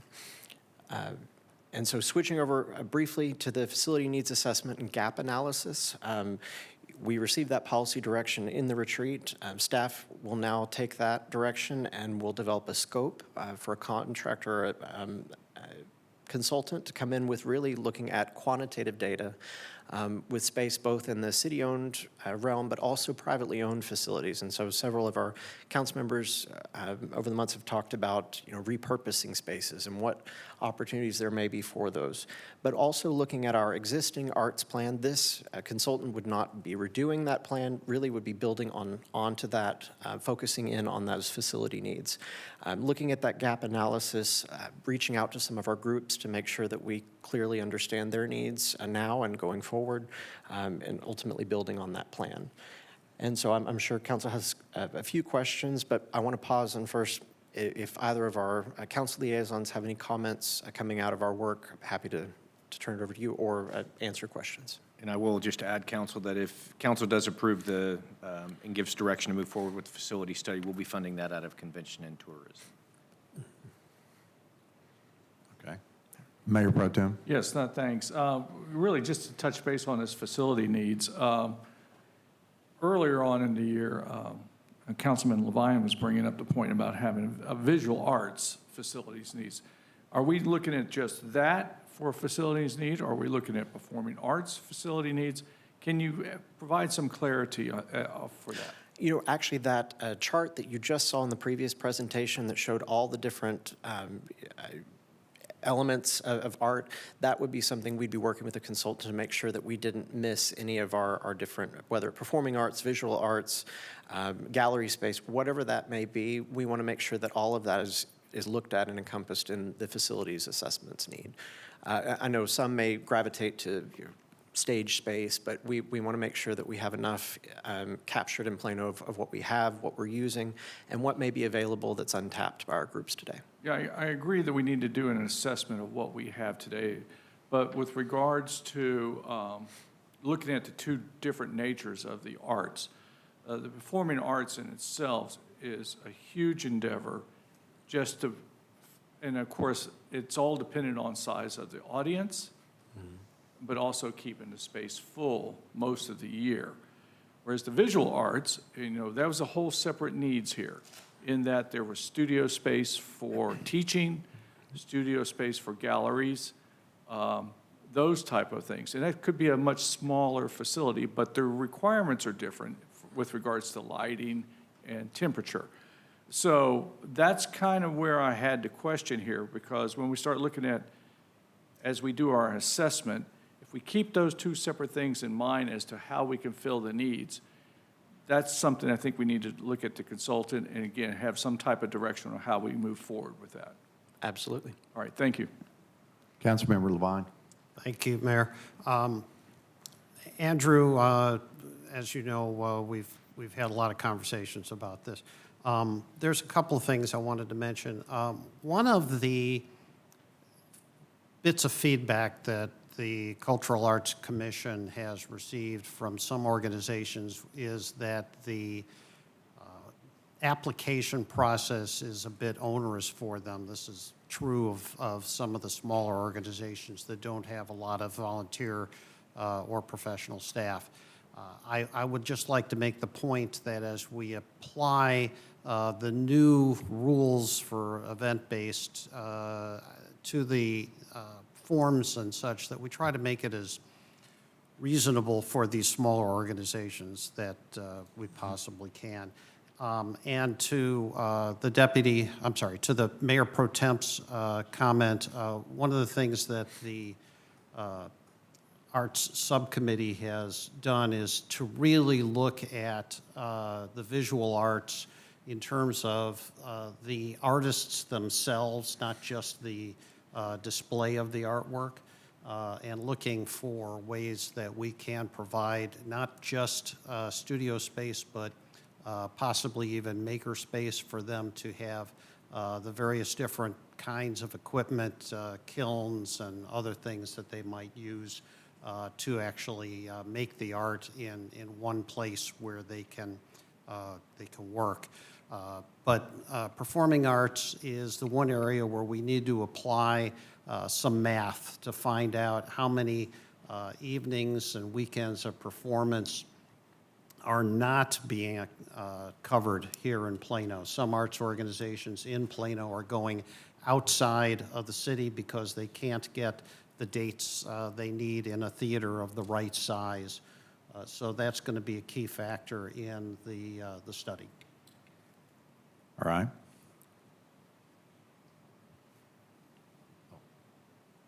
I have another question, sorry. Go ahead. Can you walk through the guidelines of how we spend our hot taxes and the implications of how we're awarding and how we're doing things like that? With the caveat that I'm not an attorney, and so if I'm off base, Michelle can absolutely, not Michelle, Michelle Boren can absolutely keep me in check. But chiefly, it's heads and beds. And so what we're looking at with that is, is this activity, this art show, this performance, is it bringing in someone from outside of Plano who's going to spend money in Plano, ultimately that replenishes and feeds that fund? So staying in our hotels, spending money at our venues, making sure that it is a true tourism emphasis and really is growing that tourism space. And so, you saw already in that previous presentation where we're already tracking those things. Staff is going to continue to provide guidance to groups to simplify the process as we look to shift to that, but also to look at some of those quantitative measures. So zip codes is one that's commonly looked at to see, when you have tickets that are purchased online, you use your credit card, survey information, you can gather zip codes to help measure some of those things, and it ensures that we as staff are remaining in compliance when we carry out those policy visions. And a large part of that is actually how many hotel nights there are as opposed to eating in a restaurant. Yes, sir. Okay, thank you. Okay. Councilmember Thomas. So the hot tax is what we're speaking of. Yes, ma'am. What about the groups who have concerns that they don't bring that to the city? Because I hear that, like, our group doesn't bring tourists or anyone to the city. We're more of a local group. So what are we doing about that? Well, and I think, respectfully, I think that there are local groups, even though they may be smaller, that do bring in people from outside of Plano. Examples would be, artists who come in with a specific craft that may lead a master class on pottery work or portrait work. Those things, I still think there are opportunities for groups, and really our discussions have focused around this idea that groups now with such a long runway, a year plus with an additional year with that, plus or minus 25%, would have an opportunity to reimagine some of their programming to ensure that they are falling into that compliance category. And again, we're looking at more than just that element, but that is a critical element given the funding source. Thank you for clarifying. Yes, ma'am. Okay, so I think we just need to give direction to Mark regarding the consultant and moving forward with Policy change. Policy change and the consultant.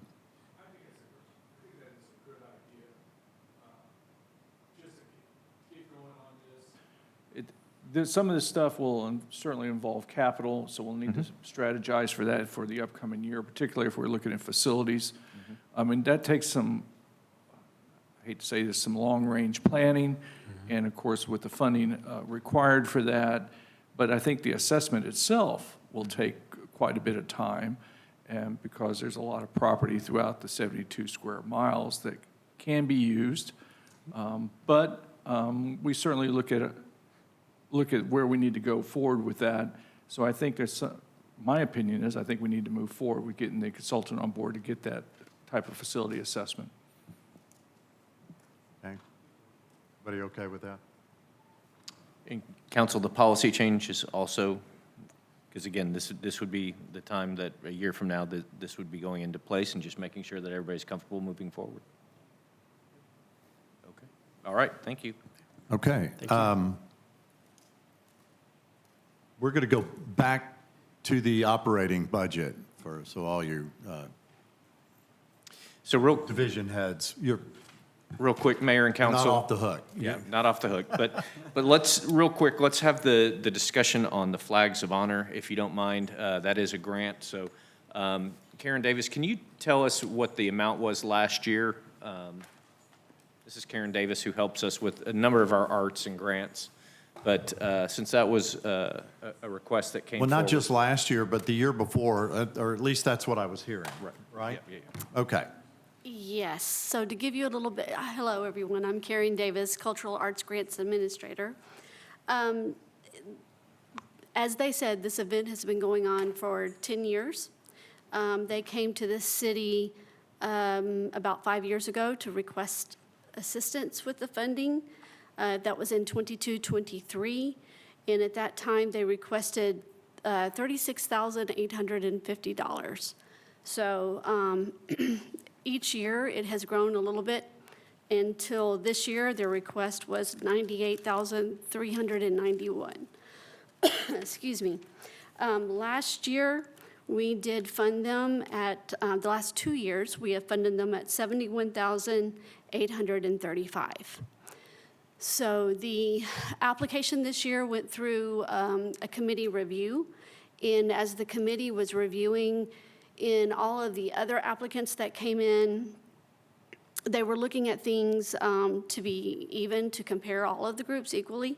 They were looking at funding things that were direct city expenses, such as the police or EMS, the field rental, things like that, and expenses that were pertinent to the actual event, the days of the event itself.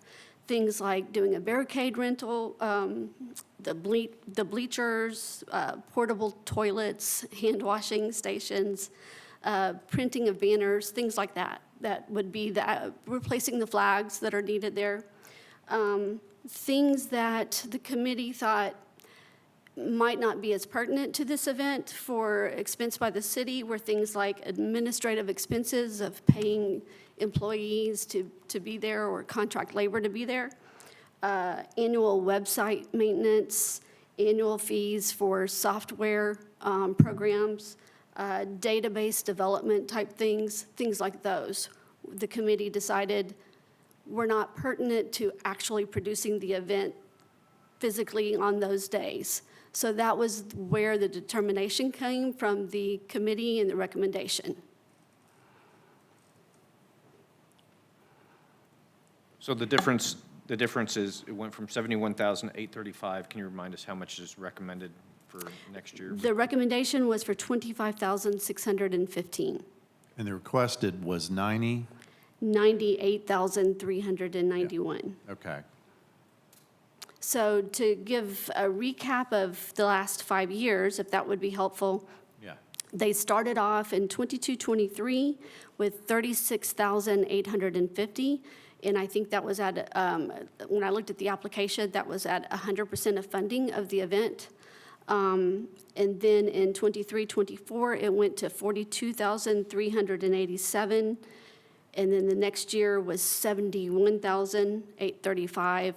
And then they requested, I believe, 90-something thousand the next year, and we asked for an update as to why the increase in funds, but they weren't able to get it to us before we needed to do the budget.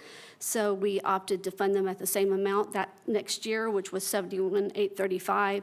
And then this year, they've requested $98,391. Thank you, Karen. Council, this is, obviously, there was a recommendation and there was a request to reconsider that. What questions do you have? Mayor Pro Tem? Yes. Wait, hold on, Maria. Sorry, you, I know. Sorry, you gave it up this year. You're next, you're next. Yeah, you were going to coast the rest of this year. Thank you very little. Really, I've been part of the Fields of Honor. I went out and set stakes. I helped hold stakes. I've gone out there, and every time I go out there, I shed a tear. I really do. It's such a noble event. But I got to be honest with you guys, I'm a little concerned about this scope creep here. I mean, I don't know if the cost of a tent and porta potties went up that much. When we're talking about doing web services, I'm a little concerned about this. There's a part of it, there's a volunteerism and also funding that you get from corporate sponsors. I do not deny the importance of this that we do to reflect to honor our veterans. I cannot deny that. But we are in tough fiscal times here, and you can see what we have been presented with through both the arts and through historical, and heck, look what we're even doing with our just normal budgets that we're dealing with. So I'm really concerned about this scope creep that we see here, that the request of $98,000, when just 2 years ago it was 70, and before that was 42. So I guess I'm just saying I'm all for covering the cost of the tent, covering the cost of the porta potties that are needed, and the in-kind services that the parks provides, and probably part of our security. But I think we need to take a little bit more control of these costs here and look at what you're requesting from the city to help you provide for this great event. So I think that's something we need to look at. Maria? Here's my take. We started out at $36,000 from the initial grant. And then instead of going up with the cost of inflation as well as the cost of goods, this time we're actually cutting everything off to $25,000, which basically is a reduction of the grant. I personally believe that if we are going to consider making sure that all the money goes to the event itself, then we at least need to start at the original basis, which was $36,000. And then perhaps, if we can, add the inflation rate or, the increase in cost of goods on top of that 36 as our basis. Instead of just going right back to 25, I don't even know how we came to that number. That's my take. And I would like to see it going back to 100% of the grants going towards the event itself, and then, and then we'll go from there. Okay, Bob? So I have a question. First of all, where does the grant money come from? Is it general fund? Or? This is general fund. Okay. And what was the idea around how the funding works? It's like the operational cost of at the time of the event, or, how was that determination made? They were funded at 100% starting in that 22-23 year, and so that has just been carried forward each year. 100% of what? 100% of the cost of the event. Of the cost of the event. Okay. And this event is a 10-day event, something like that? 8 days. 8-day event. Okay. And the determination this time for that other value is, remind me how we got to 25? The committee looked at each line item that was requested. We ask in the application that they divide out exactly what their anticipated expenses are for each very specified cost. And just by eliminating things that they felt was not pertinent to that 8 days is where that came from.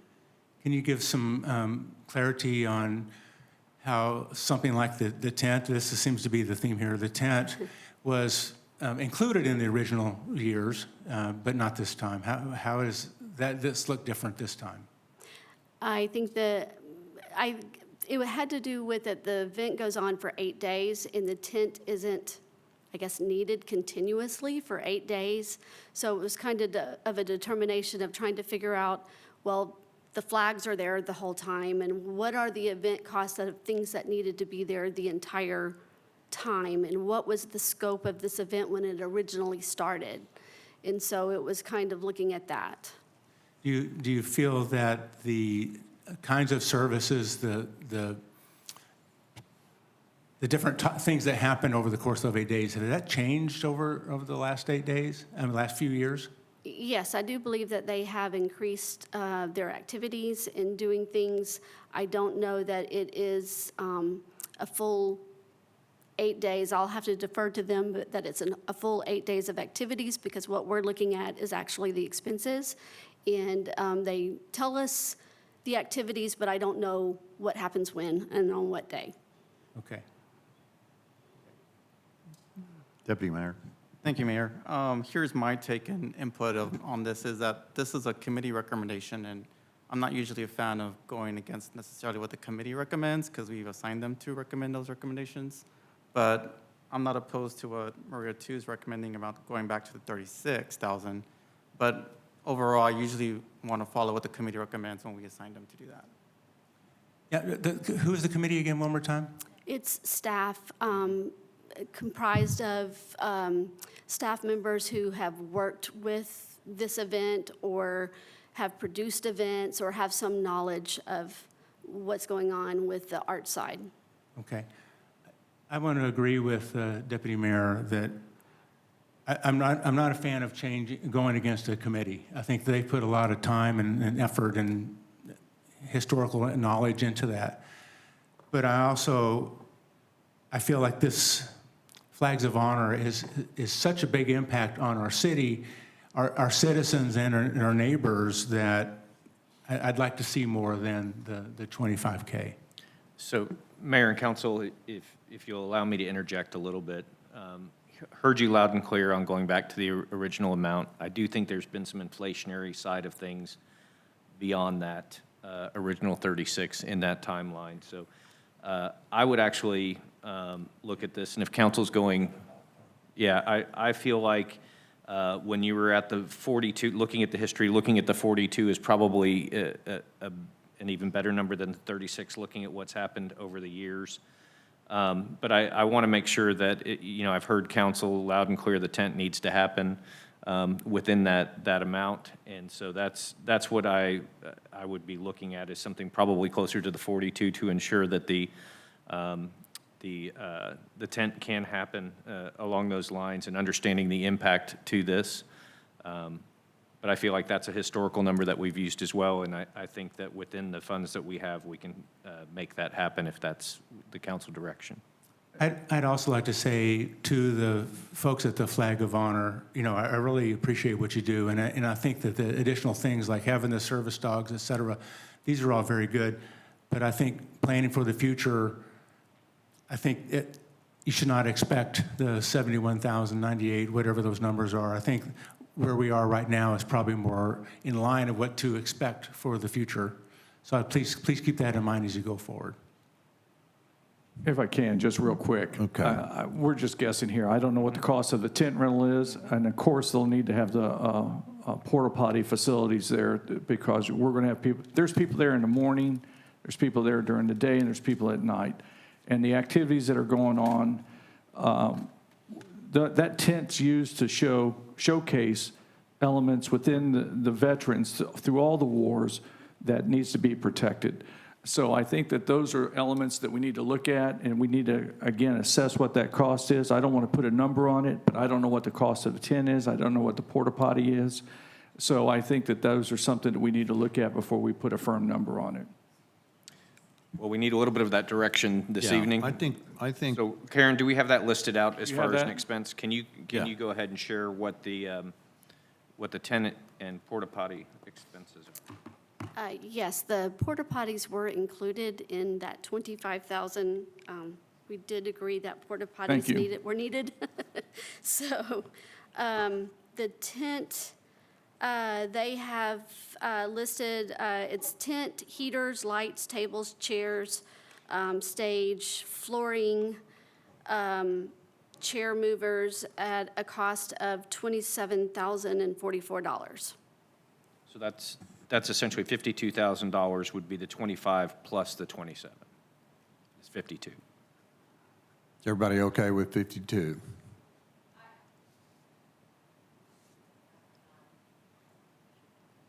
I would be more comfortable with that number if you just take the original 100% funded event in the beginning, and then all you have to do is just transfer all the activities and all the things that are funded from that original 100% funded, and then see how the cost of goods have increased or whatever has increased, and add on top of that. I think you come up with the same 100% funded, and that's where I'm going.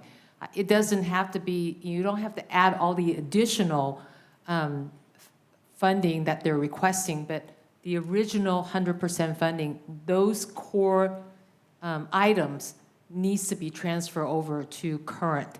And it shouldn't go, I mean, I cannot imagine it going down, but at least we should give something that's comparable to what we originally funded. That's what I'm suggesting. Okay. Councilmember Levine. I don't know whether this is actionable or not, but this event is in the shadow of the Red Tail Pavilion. And I'm wondering if moving some of this to the Red Tail Pavilion could cut our costs so that we've got the seating there, we've got the stage, we've got a variety of other accoutrements, bathrooms, et cetera. This seems to make a lot of sense to me. Now, I realize that the flags are out in a field, but perhaps there is some other way to bring these two facilities together. We'll be happy to approach that for future years. This year, however, I think we need a grant Yeah, number to be able to we're share. pretty much there. So just 52,000 for this year, and reassess some opportunity ideas around that same area. Is everybody okay with that? Okay. We have Thank our you. direction. Thank you. Thank you. Okay. Karen, we're back to operating budget revenues. Okay. Sales tax. Sales tax. Okay. Okay, y'all all know that we live under a sales tax cap policy where we do an average of our actual sales tax that collected, and then we add on an inflationary rate. For this year, 25-26, we are, what's wrong? Oh, sorry. Can you hear me now? Oh, okay. Anyway, y'all all know that we go underneath that sales tax cap policy where we average the last 3 years. For this year, we are estimating $133 million to be collected. We did receive our August sales tax payment yesterday. It came in 8% down, but not to worry. I know I had mentioned to y'all when we did the recommended budget that last year at this time, we had collected from a business. It was like $2.5 million. We figured it was a one-time payment, so we took it out. So even though we're down for this month, your projection's still okay. So I really feel very confident in the 133. million. If for some reason we have 2 more months left, we get anything over that, then we'll be coming back to council in the fall, and y'all can decide where you want to put that extra, whether it be in the rainy day fund, capital maintenance, one-time expenditures. So now for next year, once again, we do the policy, and we have it at $129.7 million. So according to all this, we're only going to be up this year 1% on sales tax. However, we're very lucky. A lot of the other cities in the area have seen significant declines in their sales tax numbers. So we have not. So I think we're going to be okay with that. Just looking at this chart, sales tax is always very volatile. It comes and goes with what the economy's doing. And of course, we're very diversified here at the city of Plano as far as businesses and retails. You can see on this chart, nearly 70% of your sales tax is coming in from non-retailers, meaning businesses. Only 31% is coming in that I'm going over to Target or Costco or Walmart or wherever you're shopping. So we are heavily reliant on the business side of the equation. This is a look over the last 2 years of who your top sales tax payers are on the business-to-business side. The green line has been doing fantastic. That is your computer-related services. This also includes like database centers are also included in here. So anyway, we just wanted, Mark had asked us a couple of weeks ago, who's bringing in all the sales tax, and that's who's bringing in all the sales tax on your business side. These are your major retailers. Your general merchandise, of course, going to be Walmart, all them. Your second one, though, is your non-store retailers. So that's like your Amazons, okay? They have really come up over the last couple of years. As far as your non-retailers, professional and other services, and then followed by telecom and information services are bringing in your sales tax. We do have one of the leading sales tax cap per capita. We lead at 441.53 cents is spent by everybody here at the city of Plano per year. And a lot of the other cities is like 200 and something. So we are a leader in that area. Mark, did you want to say something? Oh, okay, I saw you move your thing. Okay.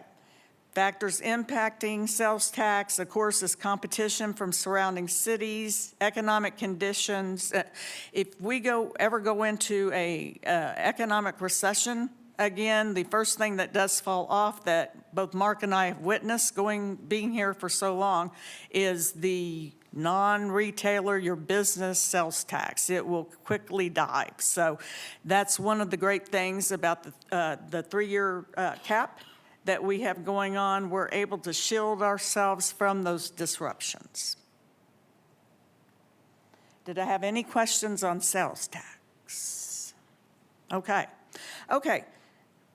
Come on up, Matthew. I've asked Matthew here on water and sewer. Back in 2024, there was a major change in our water and sewer rates and the way we did them here at the city of Plano. Most of y'all were not on the city council at that time. This is going to be the last of the 3-year phase-in program. We used to, what we called it was a senior water rate. It was the lowest tier. And at the end of the day, all the other water rates were subsidizing this lower tier. The decision was made in 2024 by the council at that time to bring them up to the full cost of the water. And Matthew, if you will go ahead and, yeah. Will do. Howdy again, council. So this is brief, much briefer than the prior presentation. I hope that's welcome news. So the council before you made the decision at the advice of staff and certainly a recommendation from Nugent to do away with that highly subsidized rate tier. At the time, your rate for that first build tier was roughly 90 cents, to my recollection, 89 perhaps. Exactly. And the current rate at that point was right around $3, maybe $3.25 for the water you were purchasing. So you were losing $2.25 plus on every unit used in that first tier. And so that seemed pretty obvious, but we also didn't want to rip the Band-Aid and do it all in one year. So we have revised the projections, sort of congruent with the North Texas Municipal Water District's published rates for this coming year. So our prior study envisioned, I believe it was 464, but instead it's come down to about 450. But this is, as Karen suggested, the phase-in. And so we just wanted to bring you up to speed on a couple of things. First, we took this in steps. It's impacting your residents, it's impacting most users, because most users have water consumption in that first billed tier. And so we worked from really subsidized to some subsidy to a little less subsidy to let's stop subsidizing. So that first billed unit going forward is planned to be charged in 26-27, you can see on the top row, at the full cost of water. Now, practitioners like me know there's loss and other things not factored in that, but the stated rate of $4.50 is where we want to start. Again, the full rate study did envision a number of increases. The balance of those increases are assumed and baked in to your rate plan for 27. So again, visualized in more detail, and I won't read this slide to you, but in 24-25, we took a step on that first 1,000 to 5,000 billed tier. Yet again, in the next year, we weren't quite getting the North Texas rate.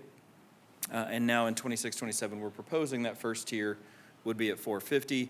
All the other rates, just as the study had suggested, are moving up 8% as proposed. Questions on the design? This is my best slide, so I'm gonna... No, forgive me. Oh, thank you, thank you. It's the red lines that really get us. Okay. So what does this really mean, right? Ultimately, this is impacting residents. And so going from 26, you see the D mark there, the left side being the current and projected to the right. The current bill for 10,000 gallons of water consumption, 5,000 sewer winter average assumption. Current bill is $125 going up to $138.65. So that's $13 increase on a monthly charge to this 3/4 inch customer with that volume of consumption. Future years, again, are still slated for additional increases to keep up with the rising cost, not only of our own workforce, but also projections that North Texas Municipal Water District publishes through its strategic financial plan. So we know there are other increases coming on both sides. So again, we have an impact for a commercial bill payer. This is much larger, 50,000 gallons of water and sewer, since they don't have the winter average. A $1,000 bill today turns into $1,094, so roughly $82 change to this commercial customer, as an example. All right. Now, where does that put you relative to others? A keynote at the top right, we may know what some of these folks are publishing or planning to do, but none have adopted yet. And so I can't put it on a slide and say the rate in Anna, Texas, or the rate for Wiley is this or that. And so currently you're in that bottom quartile for a residential customer with 5,000 gallons of water and 5,000 billed sewer, moving up to about the midpoint. I do assume you're going to be south of the average again by the end of the fiscal year planning. Yeah, I just wanted to mention, even though this is not updated regarding what they're doing in the future, we did make some calls, and some of these cities are going up 10 to 12%.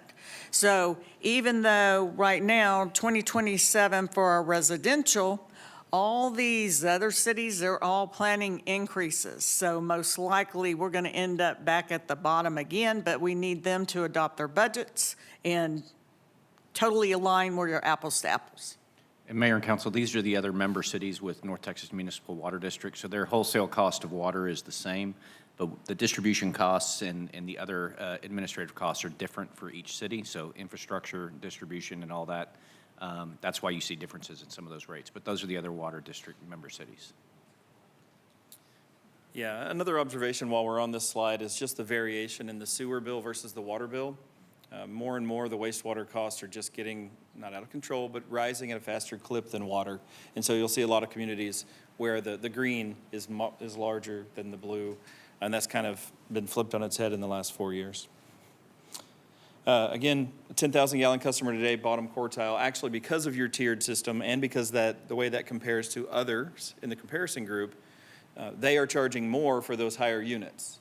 And so they have a little bit higher bill even after the increase, and you're not even breaching the midpoint at a 10,000 gallon water customer for residential. Again, this is August, so 30,000 gallons might be real or maybe low for some. But so for your peak month, or one of your peak months, 30,000 gallons of consumption today is $277. You see the effect of that winter average. We're not billing as if it's sewer flow when we put it on the yard because you have a winter quarter average, and then moving up to 302 with next year's rate increase. All right, past that, I think after tonight, this will all be considered by council as a part of the budget, but I'm happy to answer any questions you may have relative to what I can help with. Only other thing I'll share, council, is in 2028, we are shifting our methodology for the water district. We will be starting our move to a 5-year rolling average for total consumption. So beginning in 27, both Rachel and Abby are going to start working on some more aggressive conservation and water management programs that we can have, because it will be in our interest to drive down that overall take that we have with the water district as low as we possibly can.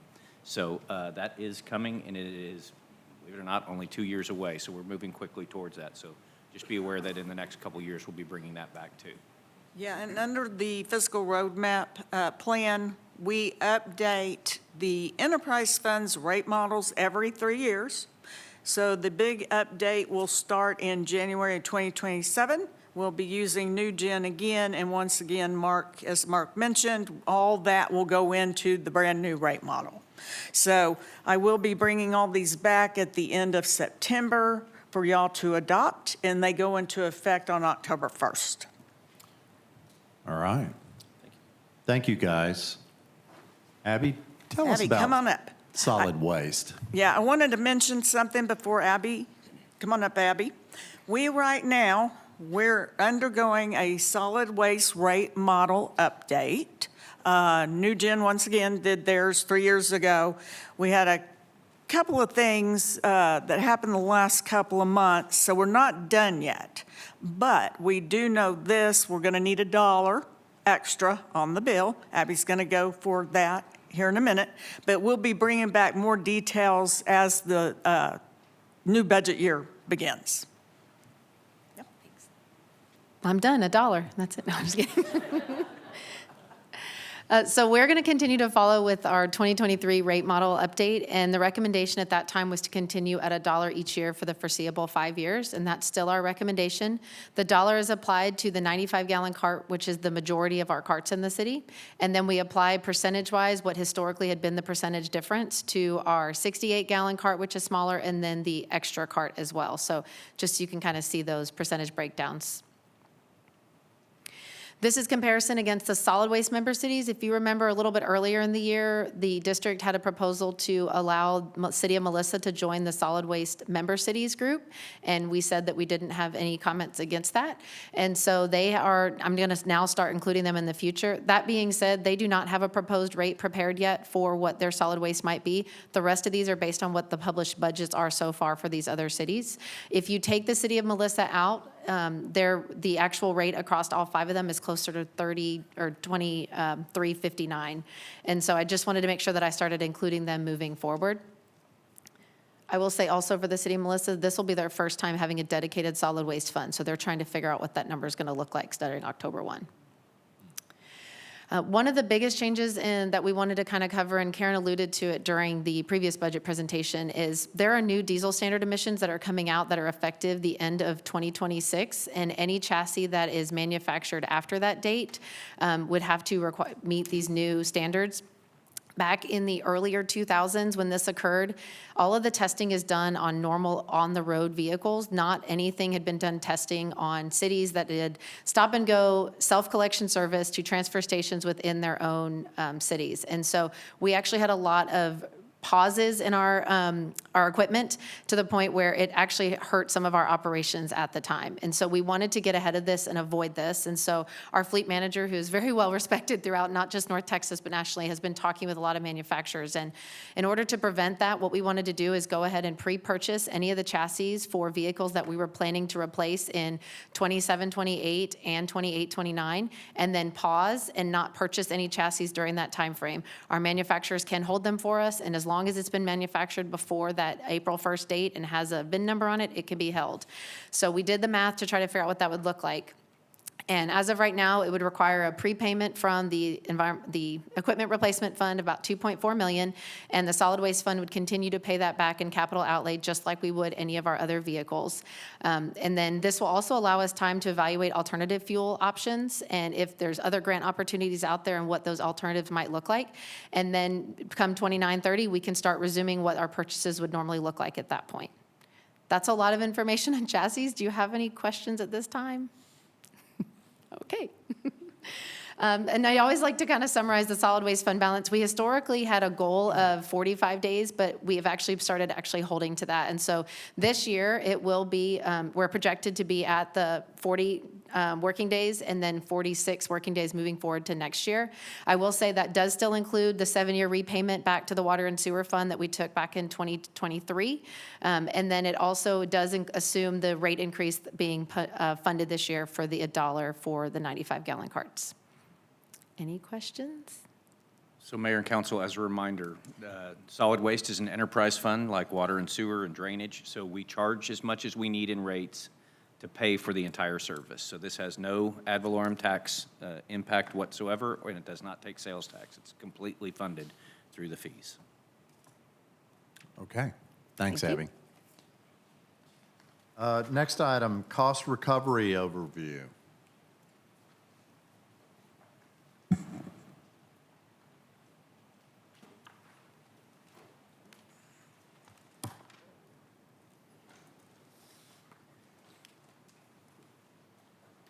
All right. Good evening. I'm Elizabeth Johnson, the Organizational Performance Manager, and I work extensively on Fiscal Roadmap Initiative, and tonight going to be discussing cost recovery and a fee study overview for 2 of our departments that went through that this year, one being the Environmental Health and Sustainability Department, the other being Parks and Rec.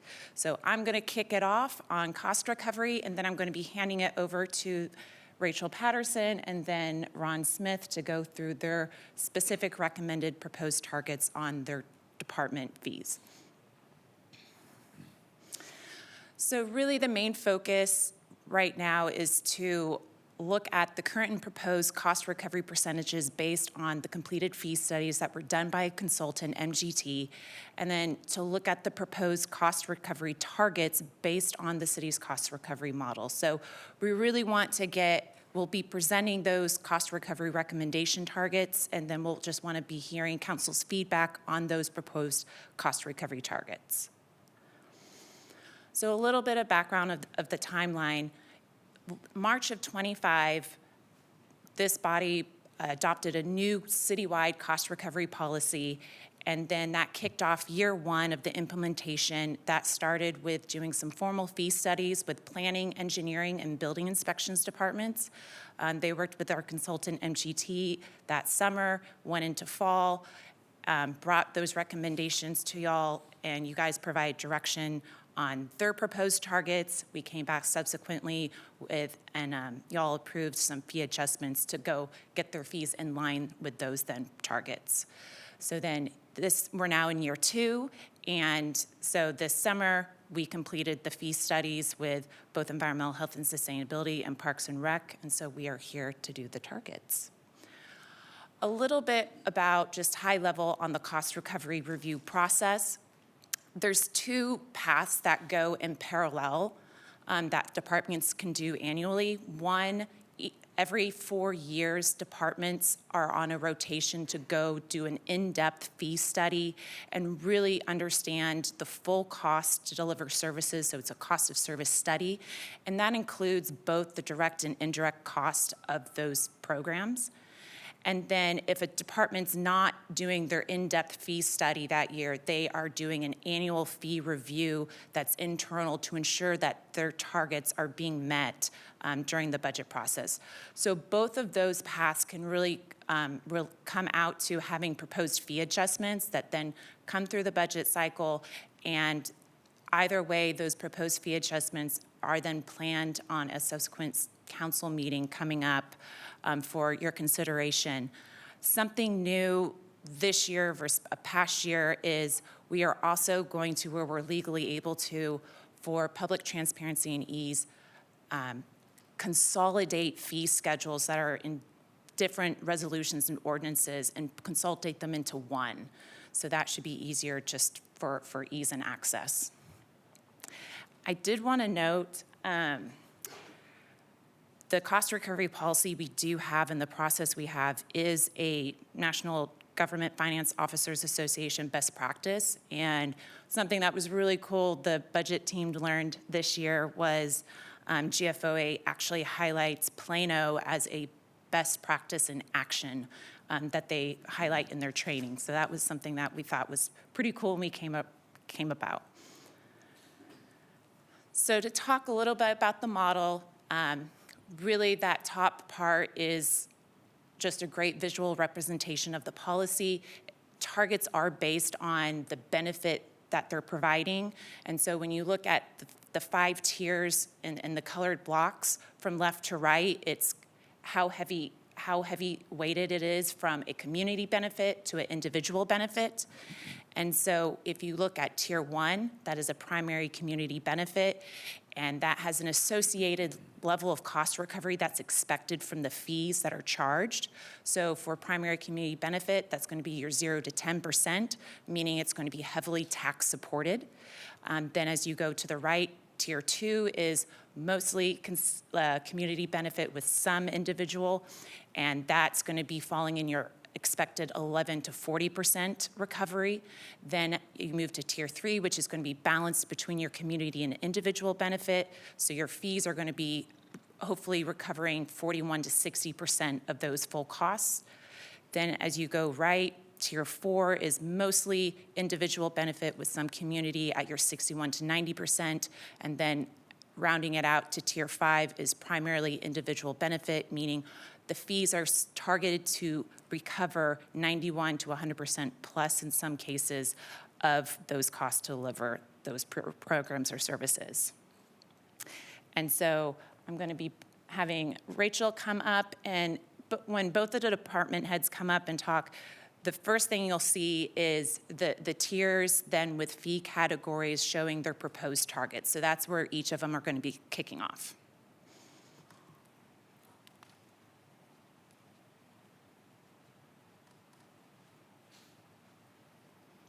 Good evening. Let's see. Oh, you already got me. Okay.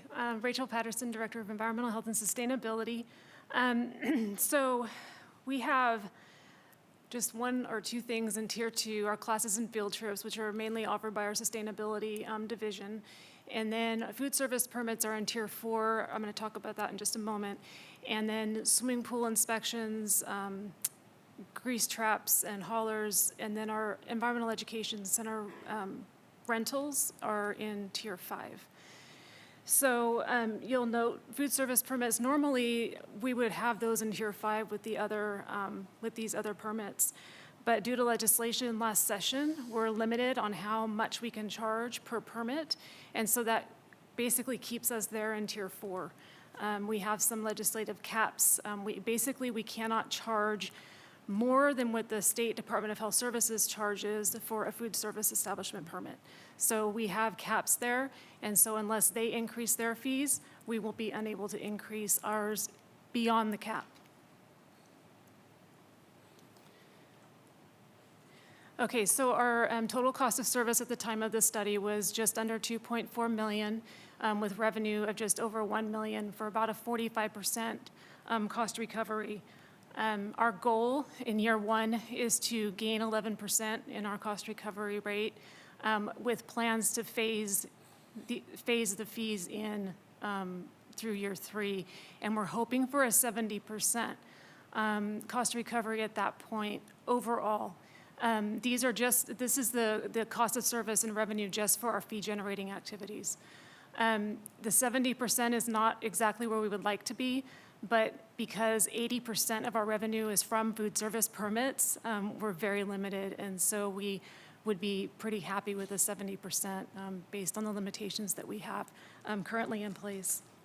I also want to note that revenue from food service establishments, and I want to say this because it is such a large part of our revenues, can be very volatile and it can be very fluid. There's a lot of change of ownerships that go on in restaurants. A lot of restaurants don't make it, they close. New places open, new builds come along, economic factors are involved, legislative factors are involved, clearly. So there are a lot of considerations there. So we will aim for this 70%, but that's just a goal. So I want to go over some examples of some fee increases that you'll see when these fees come back for approval. Our food retail store type 3, what that is it's a very large grocery store with multiple departments. The current fee is $750. The proposed fee is $773, and that's in red because that is the highest that we can charge under the legislation that passed in 2025. Just to give context, that's about 65% of the total cost recovery that we should be going for. So you can see where we're going to lose some profit or some revenue, I should say, there. And then we did a benchmark against other cities. Other cities are benchmarking at 773 as well. Obviously, they're also dealing with the same thing we are. Food establishment type 2, this is a restaurant. It would be something like a fast food chain. Current fee is $430, the proposed fee is $480, and the benchmark is at $500. Swimming pools, the current fee is $270, proposed fee is $310, and the benchmark is $225. Waste generators, this is for your grease traps. Current fee is $60, the proposed fee is $75, and the benchmark is at $50. I'll note that we started at $50 in 2017 when we first put this program into place, so this tells me that the other cities just haven't increased their fees since 2017, 9 years. Our reinspection fees, this would be for the food establishments and for the swimming pools. The current fee is $80, the proposed fee is $100, and the benchmark there is actually $125. And that's all I've got. Mayor and Council, I'll just add in real quick. I meet with other area city managers. We talk about our budgets as we're all going through the process. And our fee recovery model is something that every city in North Texas is watching. They are all evaluating that. And what I would say is they are a year behind. So whatever we adjust this year, they will be adjusting, whether it's this year or next, but they will be adjusting because they are noticing what we're doing. They're copying the model. They all find the tiers fascinating. And so the work that we're doing while it's a GFOA best practice, it is something that is actually being operationalized throughout the region. So kudos to the fiscal roadmap folks and the budget folks for putting that together. Good evening, Council. Good to see you again. Ron Smith, your Parks and Recreation Director. In the interest of time, I want to let you all know, we have more fees that were looked at by the consultant than sustainability. We will review all these tonight. I want you to know that the proposed changes to our fees will put all of these different service areas within the proposed tier. A few of them are going to be 1 year change, some are going to be a 2-year phased approach, but all of them will hit the specific tier and percentage cost recovery that they're supposed to. Just want to say that in the interest of time. So our total department cost recovery, this is just the fee generating services, currently is at 51%. With the proposed changes in our fees, that will jump to 58% over the next year to 2 years. So 58% cost recovery for all fees associated with Parks and Recreation. It should have been said at the start when we were looking at that big chart that yes, we have lots of services that are a tier 1. We were talking about special events today, the Christmas tree lighting, the 4th of July, a fireworks show. There is no charge. We have 50, 60,000 people that come to that 4th of July. We have huge numbers. That doesn't cost a thing, but it is major community impact and benefit. And then we have all the way to the other end of Tier 5, someone that takes a private piano lesson at one of our facilities, very individualized, so there's 100% cost recovery there. Our athletic league fees, currently we're at 30%. It needs to be somewhere between 11 and 40%, so we're already there. But in working with the consultant, we recognize, and when we do our benchmarking, that there is room for a little bit of an increase there, which will bring us up to a 38% cost recovery squarely in that Tier 2 category. Tournament fees, same thing. We're just shy of where we want to be in Tier 3 with some modest increases. That will be a 43% cost recovery. Something I wanted to note about tournaments, we were talking about hotel occupancy tax fund earlier this evening. We have a goal in the department of 20 million or more in economic impact. We work very closely with Visit Plano to make sure that we are targeting tournaments that are multi-day and that bring people from outside the region specifically to stay in hotels. And so we offer or host fewer tournaments with a much bigger economic impact. Last year, our economic impact through CVB was 29 million for sports tourism.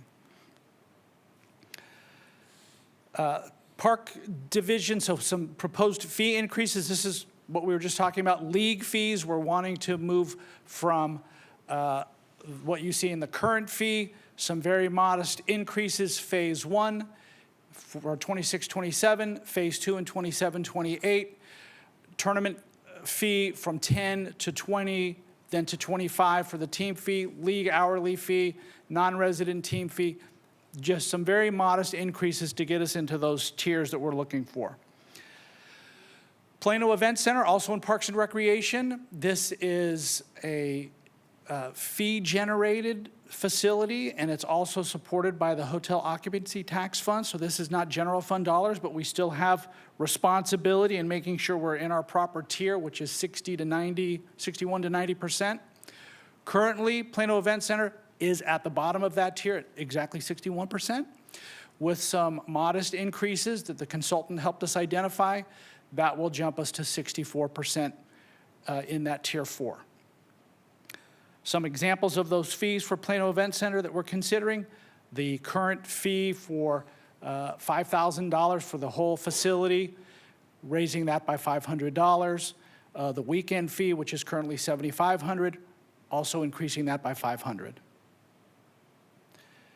Some of the benchmark cities that we used for, Elizabeth showed what the benchmark cities were. For some of the programs and facilities that we had to reach a little bit outside of that to find like for like. But as far as square footage is concerned, Waxahachie, Allen, Waco, Arlington, you can see that this is, that Plano Event Center is not the lowest, it's not the highest. We strive on doing things the Plano way, which is being the best value. Same information shown in a bar graph that just shows where Plano in the blue, not the highest, not the lowest. Pecan Hollow Golf Course, currently at 77%. So we've talked a lot about the golf course and how it is an enterprise fund and the greens fees pay for the course's maintenance.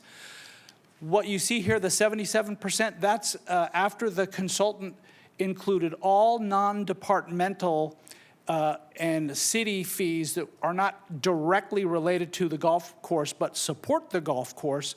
That dropped us down to 77. The consultant helped us identify some really clear areas where we could raise fees that hadn't been raised in the near past. That's going to bring us up to 102% cost recovery. Anything over that 100% that doesn't get spent goes into the golf fund, that enterprise fund, and stays right there and can be used if we have a bad year when there's lots of rain or we've got a lot of maintenance that we have to do and shut down holes. But that's where that money would sit and how we would use it. Incidentally, the month of July 2026, most rounds ever in a month at Pecan Hollow, over 7,000 rounds in the month of July this year. This is, again, an example. These are the fees. So greens fees for weekdays, currently at $46, over a 2-year period, raising it very modestly, $49. Weekend greens fees going from $66 over 2 years to $72. You'll see that that just puts us in proper range with the benchmark golf courses. Not the highest, not the lowest, but certainly when you're golfing at Pecan Hollow, you're golfing in a top 10 municipal course in the state of Texas, and you're getting a great value. Same information shown in a bar graph. Plano is the dark blue on the far left of each of those graphs. Community events, this is a tier 1, 0 to 10%. We have a very modest cost recovery. Mostly that is when someone wants to have a booth, a vendor booth at one of our events, like the downtown Christmas tree lighting. They want to sell a funnel cake, so we charge them a fee to be able to sell. But we don't want to overcharge because we know the funnel cake is part of the experience, and so we want them there. Our arts venues, currently at 31%, so some work to do there. We have, I think, let's see here. I have some notes on this one. Let's find that. Yes. Cost recovery for these arts, yes. Currently at 31%, projected to reach 44% cost recovery after 2 phases of new rates are. And I think we talked about that tonight with this new philosophy that we're going to implement. And for Courtyard Theater, these fees were raised in October of 2025. They're for 6-hour block Thursday through Sunday. And these proposed fees would go into effect not until January of 2028, as the booking for 2027 are already in process. And the same thing is going to be for the Nature and Retreat Center. We booked those about a year out. So if you're wanting to have a wedding at the Nature Retreat Center at Oak Point Park, you'll have to schedule that for 2028 or 2029. So fees that went into place last year, we're starting to see the revenue for those this year, and any increases we won't see until all of those bookings that are on the books right now have cleared off. Courtyard Theater, raising some of the commercial and nonprofit rates to get us to that proposed tier. Recreation centers, so this is our membership fees. If you are a member of our recreation centers, you can go to any of the pools, any of the rec centers with your one membership. These fees were raised last year, so we're seeing some of this cost recovery increase as we go. We're currently at 41%. With increases over the next year, and second year, we're going to be up at 51% for our membership sales. Here are some examples of those rates that are going to increase. Our resident adult annual is currently at $171, proposing to raise that to $188. Adult monthly fee, $22 right now, raise it to $24. These are our benchmark cities showing where we. This is a range of some of the other cities that it's interesting to note that some of those that are larger amounts, like the 600 to 800 or the 264 to 404, those facilities in some other cities that I think shows here on this, we have McKinney, Frisco, compared to Plano. Some of those facilities were originally built as a 100% cost recovery. They have one facility that has the same amenities that we have in our 4 different larger recreation centers. So again, not wanting to be the highest or the lowest, wanting to provide the best value for our citizens. Here's the Nature and Retreat Center. I mentioned that. It's already at 36%. With some modest increases, we'll get to tier 3 at 41%. This is how we're going to reach that, by raising our Monday through Thursday rate to $140 and our weekend rate from $2,200 to $2,500. Some benchmark cities for something similar to what we have at Oak Point Park at the Nature Retreat Center. And again, shown in bar graph, there is Plano in the blue, not the lowest and not the highest. But certainly if you've ever been out there, it's the most beautiful and it's the best value. We're almost done. High Point Tennis Center. This is our tennis center that we have at Alma and Spring Creek Parkway. Currently at 61%, which is Tier 4. No increase is necessary because we just raised those rates. We see that the trend is going to get us to 63% with just the fees that we initiated last year. And finally, our recreation programs, I think it's final, that these are the classes that we don't run a program or offer a class unless it is going to be 100% cost recovery. We'll cancel the class if we don't have enough people registering to make sure that we're always at 100% cost recovery for these courses. And the 93% is just, it's just lagging behind because we redo the price of classes every time we have a program session, fall, spring, and summer. This is, I think, our last slide, that just things that Elizabeth already talked about. In October, we come back to you with our, to adopt the rates. We will then make sure that we're talking with our stakeholders to know what these increases are going to look like. Then in December, we're finalizing the deliverable, and then all these fees would be effective in January of next year. And I'm sure Rachel's available to answer any questions. Okay. Maria, who do you want to ask a question to? I want to ask Ron.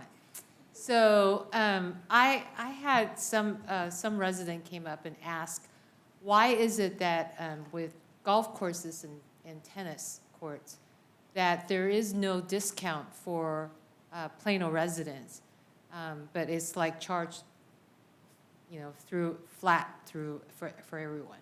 So they're looking for a potentially some way of giving the Plano residents a little bit more advantage and or a better fee structure. So for your specifically response. golf and tennis, I would think that what we would do, since we've already verified that we're a great value at a High Point Tennis Center, and the cost for a course for a court at High Point it's like less than $5. I mean, it is very, very affordable. And the greens fees at Pecan Hollow for an award-winning course, it's a great value. What we could look at is keeping those resident fees where they are and creating a non-resident fee, so that way the Plano resident feels extra special because they're not paying that non-resident rate. We're happy to look Thank at you. that. Yeah. Councilmember Levine. Thank you. Ron, question for you too. You mentioned in the, I guess it's one of the last classes, our last slides you had about the classes that you cancel them if you don't get 100%. But do you also have classes where you get more than 100%? I mean, you would think with the instructor being a set cost and the facility being a set cost, you may have classes that are oversubscribed or whatever. Sure. What we have is a break-even point where we have to have, say, 6 people register for us to run the class, and that is the break-even point. And then if we have 12 people that sign up, depending upon capacity, yes, there are some classes that we offer that are really generating a lot of revenue, and some other classes, since it's an enterprise fund, there's a little bit of float.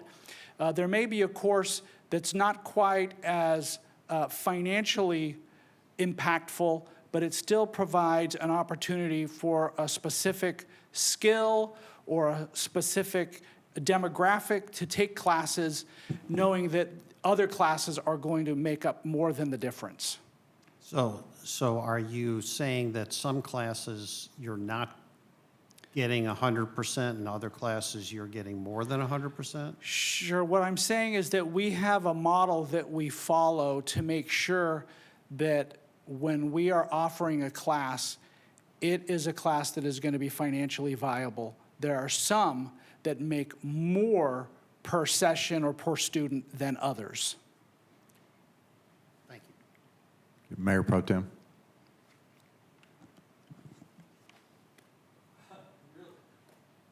You are on.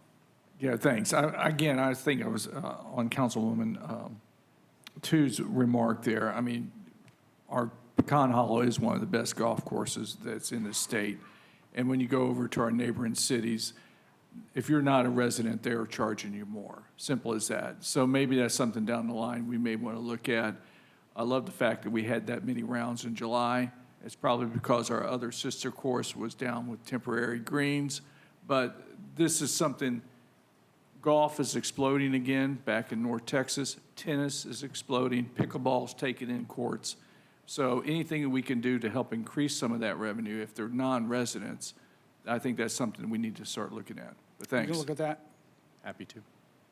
So Mayor and Council, that's a lot of fees. We'll be bringing those back to you for formal adoption, but we felt like with all the work that's gone into it, we wanted to make sure that we were public and updating those and sharing with what the methodology and the philosophy was for why they were. So appreciate all the work by staff, and Yeah. we can move on. Thank you, guys. Appreciate it. All right, we're getting to an end. Community Investment Program. Karen and Mark.